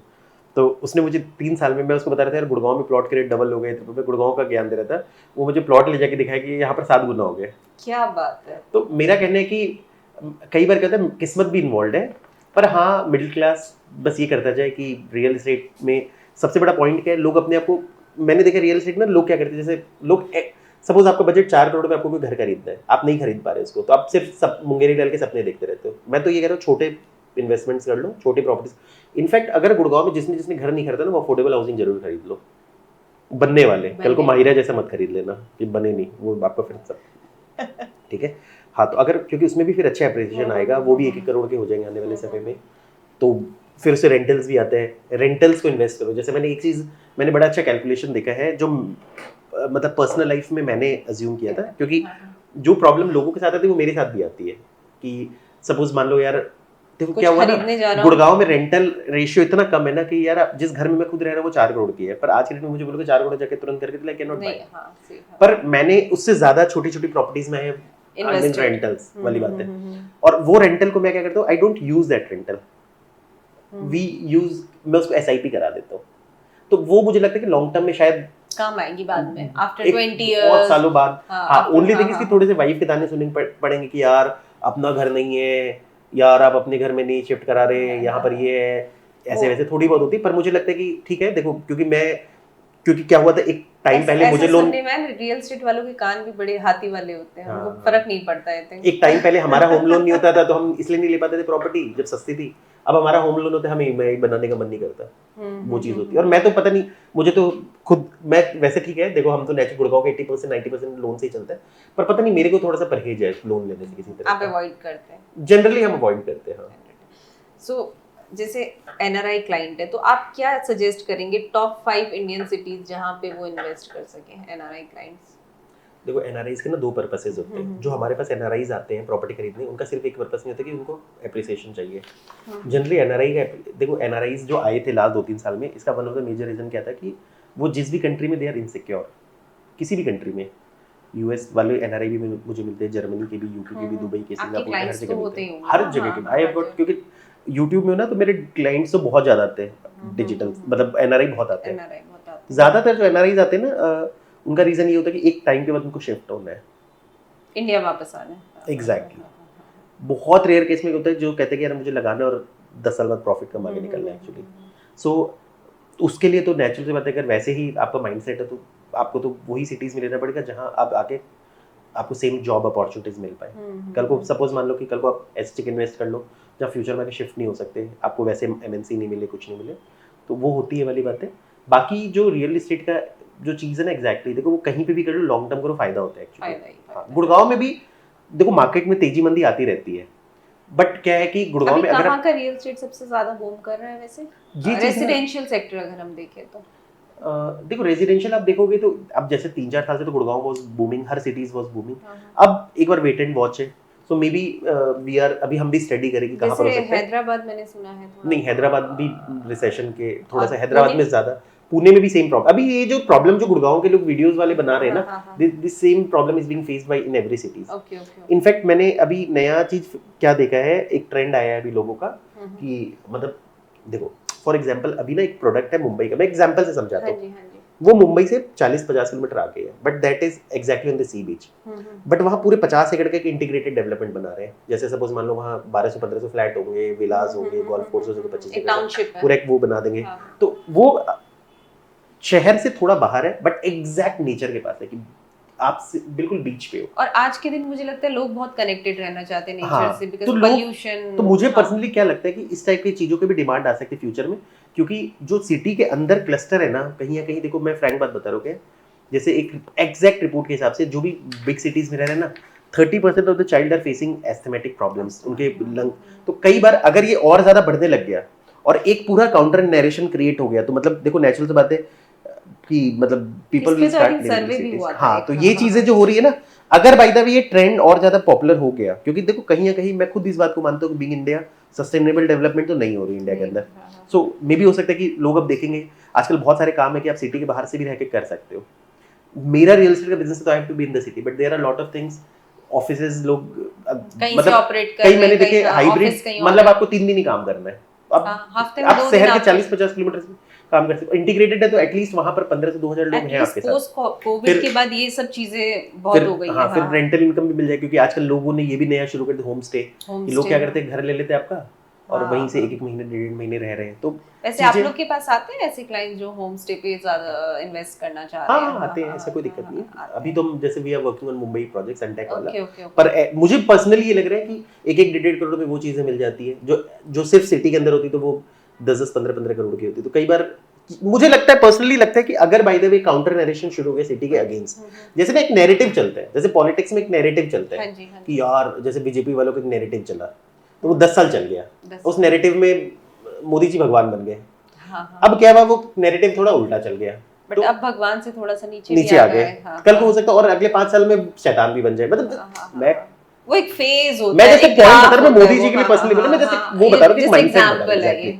तो कई बार क्या होता है ना कि लोग ही चढ़ाते हैं और लोग ही हाँ, उतारते तो वो नरेशन ना बनता जाता है। जैसे आज के डेट में क्या होता है ना, एक पूरा का पूरा एक ब्रेन वो किया जाता है, एक्चुअली एक सिस्टम ना सेट किया जाता है पूरा। तो कई बार सपोज मान लो कि जैसे फॉर एग्जांपल मान लो कि जैसे लोगों को लगे कि सिटीज बिकम सैचुरेटेड, लोग गाली देना, तो लोग उसके अगेंस्ट नरेशन शुरू कर देंगे। अब ये पार्ट ऑफ द वही बन जाएगी। एक टाइम के बाद जो उसने नरेशन शुरू किया, उसको ही नहीं पता कि उसने शुरू किया था, वो खुद उसका वो बन जाता है। एक जुलूस निकलती है तो 10 लोग हैं, फिर उसके पीछे अरे एक है तो पीछे फिर और, तो मेरे हिसाब से जिसके तरफ नैरेटिव बढ़ेगा वो चीज होगा, वो पॉइंट एग्जैक्टली। तो फिर लोग धीरे धीरे वैसे अडॉप्ट भी होते जाएंगे, कॉर्पोरेट भी फिर वैसे अडॉप्ट होते जाएंगे। क्योंकि देखो अगर सिटीज में पॉल्यूशन का इतना ज्यादा प्रॉब्लम रहा, तो मेरे हिसाब से एक टाइम के बाद, क्योंकि क्या हो रहा है पॉल्यूशन का प्रॉब्लम, जैसे बैंगलोर बिकेम वाटर लेस एक टाइम पहले, तो सबसे बड़ा प्रॉब्लम करे गवर्नमेंट जो आगे आगे के नहीं सोच रही है, तो इससे प्रॉब्लम्स आ सकती है। तो फिर में भी वैसे चीजें हैं, तो अभी लेट्स वेट एंड वॉच करते रहते स्टडी में। तो भी बहुत सारे, अभी आपने शायद मुंबई का जिक्र किया, तो आप जैसे आप और भी जगह गए I think real estate explore करने? बहुत जगह गए मैं, तो almost I have been to 50% of the India. तो आपको मतलब कहाँ का रियल एस्टेट आपको मजा आ रहा है? आपको क्या लगा कि रियल एस्टेट का मजा गुड़गांव में ज्यादा बेटर है या फिर और कहीं भी एक्सप्लोर करना चाहिए? देखो वैसे गुड़गांव अच्छा लगा, क्योंकि नेचुरल तो देखो 3-4 साल जिसने भी यहाँ गुड़गांव में काम किया, स्ट्रगल भी बहुत किया हमने, टफ टाइम भी बहुत देखा, अच्छा टाइम भी देखा है। 3-4 साल तो देखो बहुत अच्छा रहा। तो अभी तो मैं गुड़गांव को लेके मतलब एज ए रियल एस्टेट दो चीजें होती है कि बिजनेस के हिसाब से रियल एस्टेट बहुत अच्छा था 3-4 साल में। मैं किसी से कंपेयर नहीं कर रहा, मैं नहीं कह रहा मैं मुकेश अंबानी बन गया, पर जो भी मैंने अकम्प्लिश किया मैं उसमें बहुत ज्यादा खुश हूँ। आप इस पॉइंट को समझो ना, मेरा किसी से भी कंपैरिजन नहीं है, पर ठीक है it as a business professional अगर मुझे ये बात समझ में कि अगर आप स्टिक रहते हो अपने रियल एस्टेट इंडस्ट्री में, तो you have to be consistent. Consistency is the key. जैसे मैंने फिर बताया आपको कि लेवल निकलेंगे, पेशेंस एंड कंसिस्टेंसी, वो तो एकदम 100% आपके रियल एस्टेट में सबसे ज्यादा इंपॉर्टेंट, बहुत ज्यादा। क्योंकि आपको बता रहा हूँ, एम्प्लॉय कभी भी हमें इंटरव्यू देना था, वो बोलता है ना सर, मैं उससे पूछा तुम रियल एस्टेट क्यों ज्वाइन करना चाहते हो, बोलता पैसा बहुत है। अब बोलते बेटा जिंदगी निकल जाएगी खुद से कि पैसा पड़ा कहाँ है, बहुत है बट खोजते रह जाओगे। क्योंकि वो बंदे आते, वो सोचते अचानक आएंगे एक विंडफॉल गेन होगा, करोड़ों की प्रॉपर्टी बेचेंगे, करोड़ों रुपए कमीशन है, अगले दिन से मैं BMW मर्सिडीज मिल जाएगी गाड़ी। एक तरफ मुझे साला कोई मतलब यहाँ मैं 10,000 रुपए महीने के लिए स्ट्रगल करूँ, यहाँ करोड़ों रुपए ऐसे आएंगे। तो वैसा नहीं है, कंसिस्टेंट रहोगे तो, but real estate will give you opportunities, क्योंकि नेचुरल बिग टिकट साइज है, पेशेंस चाहिए, you need experience, you need follow up. और एक्सपीरियंस तभी होगा जब आप टिके रहेंगे। हाँ, मैंने बहुत सिंपल लोगों को देखा रियल एस्टेट में बहुत अच्छा काम करते हुए, जो कंसिस्टेंट है, पेशेंट है। कोई हैंकी पैंकी चीज लोगों को लगता है शो ऑफ करके रियल एस्टेट बिकता है, ऐसा वो पार्ट ऑफ हो सकता है, पर कंसिस्टेंसी हो गई, फॉलो अप्स हो गए, नॉलेज हो गया। सबसे इंपॉर्टेंट क्या होता है रियल एस्टेट में ना, इट्स लाइक इंटरव्यू। जैसी मैं बता दूं क्या होता है, आप बिलीव नहीं करोगे, आज जब मैंने यूट्यूब में वीडियोस बनाना नहीं भी शुरू किया था, तो मैं किसी भी क्लाइंट से एक बार बात करता था, वो मेरा नंबर सेव कर लेता था। दूसरी तरफ मेरे ऑफिस में कोई दूसरा बंदा बात कर रहा है, मतलब टेलीकॉलर कोई कॉल कर रहा है, वो 200 नंबर भी करता है, 200 के 200 नंबर लोग वो अवॉइड करते हैं। तो कई बार क्या होता है कि जब आप बात करते हो एक फ्रीक्वेंसी मैच होती है, उसको पता लगता है। देखो real estate is interesting field, but people only try to talk to the right people, जैसे पता लगता है जिसके पास इंफॉर्मेशन है, जिसके पास एक्सपीरियंस है, तो लगेगा कि ये मुझे कुछ दे सकता है। वो टाइम के साथ आता है, उसके लिए आपको मंदी भी देखना जरूरी है। जैसे फॉर एग्जांपल जो बंदा अभी 4-5 साल पहले रियल एस्टेट में है ना, उसने सिर्फ गुड़गांव में तेजी देखी है। अगर गुड़गांव में डाउनफॉल आ गया, वो तब सीखेंगे मार्केट को, तब उनको दाल चावल के भाव समझ जाएंगे। Exactly, then they will gain. हाँ, वो स्टेज से जब वो निकलेंगे ना, तब अगली बार जब वो आएंगे, then they will learn the experience हो जाएंगे। क्योंकि मैंने देखा नए यंगस्टर्स आते हैं अच्छे, क्योंकि तेजी थी, सबसे एक ही चीज बोल रहे थे प्रॉपर्टी खरीद लो, दाम बढ़ जाएंगे, उन्होंने खूब पैसे कमा लिए, उन्होंने बड़ी बड़ी गाड़ियां ले ली। मैं कई बार ऐसे बंदों से मिलता हूँ ना, उनसे मैं 5 टाइम्स 10 टाइम्स ज्यादा बिजनेस करता हूँ, पर उनकी गाड़ियां शाड़ियां, उनके ब्रांड्स देखता हूँ तो मुझे लगता है यार कि भाई 6 महीने का मार्केट नहीं चला ना तो रोड पे आ जाएगा। तो मैं यही कह रहा हूँ, उसमें भी कई बंदे टिक जाएंगे वाली बात है। तो अगर वो टिक गया, उसको सस्टेन कर लिया, then he will understand the right business वाली बात है। तो ऐसे क्या फैक्टर है जो रियल एस्टेट को अफेक्ट कर सकते हैं, करते हैं ऐसे? देखो रियल एस्टेट को अफेक्ट करने के बहुत सारे फैक्टर्स होते हैं। एक 5 फैक्टर्स आप हमें बता दीजिए। एक तो देखो ऐसे, जैसे सपोज मान लो अभी फैक्टर्स है कि एक फॉर एग्जांपल एक सेंटिमेंटल फैक्टर्स होता है। जैसे अभी गुड़गांव में अचानक क्या हुआ, एक ऐसा सेंटिमेंट क्रिएट हो गया कि गुड़गांव में प्रॉपर्टी प्राइसेस बहुत ज्यादा बढ़ गए हैं, बिल्डर लूट रहे हैं, आगे मार्केट डाउन होना है। तो ये सेंटिमेंटल फैक्टर जो होता है ना, क्योंकि ये क्या होता है कि ये अचानक एक पॉज लगा देता है मार्केट में, पॉज लगाता है तो फिर ये एक्चुअल में पॉज लग जाता है। जैसे सपोज मान लो मेरा कहने की, अगर बाय द वे जैसे सपोज मेजॉरिटी लोग बोलेंगे यार भीड़ लगनी कम होगी, तो एक जस्ट एक पॉइंट बता रहा हूं, बिल्डर के भीड़ कम लगनी कम होगी, तो ये रियल में कई बार ये सेंटिमेंटल गेम भी रियल में इंपैक्ट कर देता है मार्केट में। कई बार सेंटिमेंट से सारी चीज चल रही है। मैंने ये चीज देखी है, मैं गुड़गांव के बारे में बताऊं, जो क्लाइंट 20,000 रुपए में बिल्डर के भीड़ लगा के प्रॉपर्टी ले रहा था, वो क्लाइंट आज 15,000 में उसको सेम प्रोडक्ट के लिए कॉल करो ना, बोलता है नहीं यार लोग कह रहे मार्केट डाउन होना है तो वो खरीद नहीं रहा। आप पॉइंट को समझ रहे हो? सेंटिमेंट्स बहुत इंपॉर्टेंट है। ये चीजें एक तरफ जहां सेंटिमेंट्स बन रही थी कि मार्केट बढ़ेगा बढ़ेगा तो था, उल्टा सेंटिमेंट बनता है तो उसका इम्पैक्ट भी आता है। ये एक सेंटिमेंटल तो आज के डेट में सबसे इंपॉर्टेंट है। दूसरी चीज है, देखो ऑफ कोर्स और चीजें होती है, रेट ऑफ इंटरेस्ट बढ़ना भी इम्पैक्ट करता है क्योंकि पेइंग ज्यादा बढ़ जाती है। तीसरी चीज है जॉब अपॉर्चुनिटीज है। कल को मान लो आप सिटी में सिर्फ रियल एस्टेट तैयार कर दे तो पता लगता है जॉब्स ही नहीं, अपॉर्चुनिटी नहीं है, तो फिर वो काम ये चीजें। चौथी चीज देखो, मेरा कहना है कि it's good city to live और नॉट, वो वाली बात है। तो ये चीजों को भी ओवरऑल आप अगर डेवलप करते जाओ कि मतलब आज नहीं इम्पैक्ट करा लोगों को, क्योंकि लोग यूज्ड टू है, पर मे बी उस दिन फ्यूचर ये भी इम्पैक्ट करे कि आपके शहर कितना कम पॉल्यूटेड है, कितना अच्छा मतलब हम प्रिपेयर्ड है रहने के लिए। नेचर भी आई थिंक अब इंपॉर्टेंट फैक्टर बन चुका है, क्योंकि क्या हो रहा है ना कि अभी भी लोग देखो, क्योंकि रीजन क्या हो रहा है एग्जैक्टली कि मैं जस्ट एक बात बता रहा हूं, मेरे को प्रॉब्लम है और मुझे खुद से भी दिक्कत नहीं है। देखो once you have a kid, आपका लगता है लाइफ आपके बच्चों के लिए। डेफिनेटली बच्चे जो होते हैं ना, मुझे लगता है कई बार मुझे लगता है यार मैं उनको साला इतने पॉल्यूटेड सिटी में वो करने वाली बात है। तो अगर ये नरेशन बहुत ज्यादा हो जाता है और हमारे लिए पूरा इकोसिस्टम बन जाता है, मे भी हो सकता है हम ऐसा कर लें चीजों को लेके, वो वाली बात एग्जैक्टली।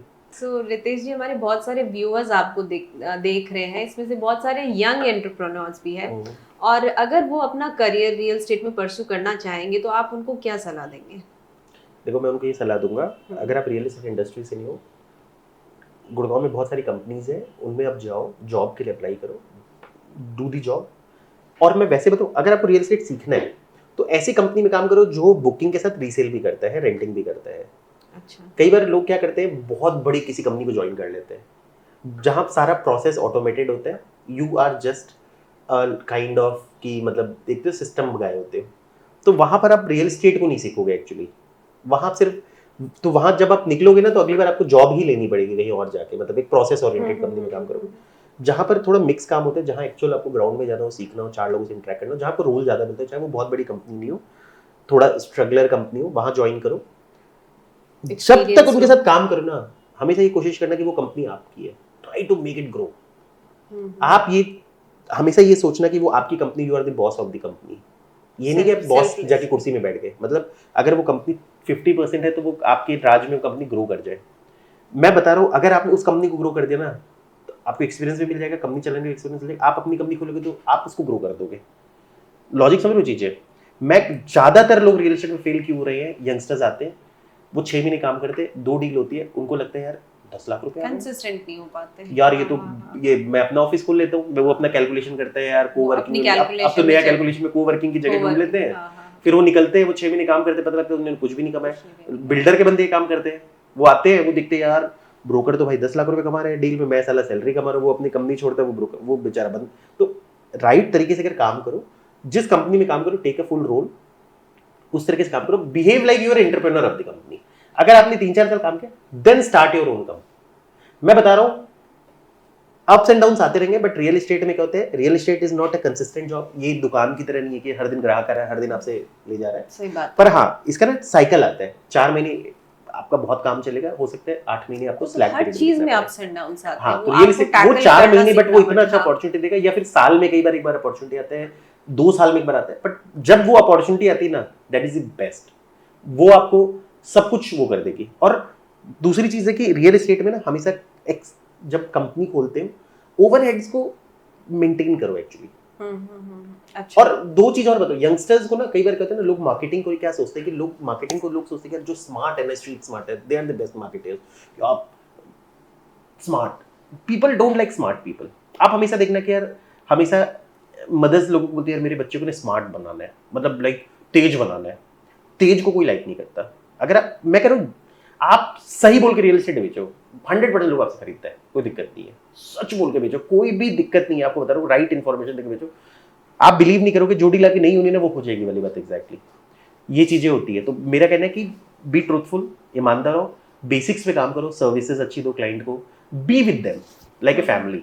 ये नहीं कि बस एक बार काम नहीं करना आपको, चाहे वो क्लाइंट आपके लिए अगला डील करा नहीं करा, फोन हमेशा उठाओ, किसी को डिच मत करो वाली बात एग्जैक्टली। तो एक जैसे प्रॉपर एक तरीके से काम करते हैं, मतलब राइट एथिक्स लेवल पे काम करो। मैं बता रहा हूँ ये अच्छा करियर है, आप इसको चूज कर सकते हो फॉर लॉन्ग टर्म, कंसिस्टेंट रहो, हाँ। पेशेंस रखो, अगर हार्ड वर्किंग बनो। सपोज मान लो कोई बंदा लॉयर बनना चाहता था, वो नहीं बन पाया, कोई बंदा एडवोकेट बनना चाहता वो नहीं बन पाया, कोई सॉरी मतलब इट्स द सेम थिंग, कोई डॉक्टर बनना चाहता नहीं बन पाया, कोई सीए बनना चाहता नहीं बन पाया। मेरा कहना है he can choose the same thing as real estate, but वो फिर आपको रियल एस्टेट में भी अप्लाई करना पड़ेगा। ओनली थिंग इज कि यहाँ आपको बुक्स नहीं पढ़नी, बुक्स भी पढ़नी होती है, अब तो बुक्स भी पढ़नी होती है आजकल में। आज के टाइम पे मैं खुद रेरा का किताब लेकर पढ़ रहा हूँ बैठ के, अब वीडियोस देख लो, पर ग्राउंड पे आपको जो इंटर्नशिप पे जो एक्सपीरियंस मिलता है वो लेते रहो वाली बात एग्जैक्ट। उस टाइम पे आप वैसे ही करते हो किसी कंपनी, वहां राइट प्रोटोकॉल आपको पता है कैसे फॉलो करना है। रियल एस्टेट में आप सारा भूल जाते हो वाली बात एग्जैक्टली। फ्रेंड्स, आपने आज इस पॉडकास्ट के थ्रू बहुत कुछ जाना रियल एस्टेट के बारे में, क्या होता है रियल एस्टेट में इन्वेस्ट कैसे करना चाहिए, क्यों करना चाहिए, और रियल एस्टेट कंसल्टेंट हमें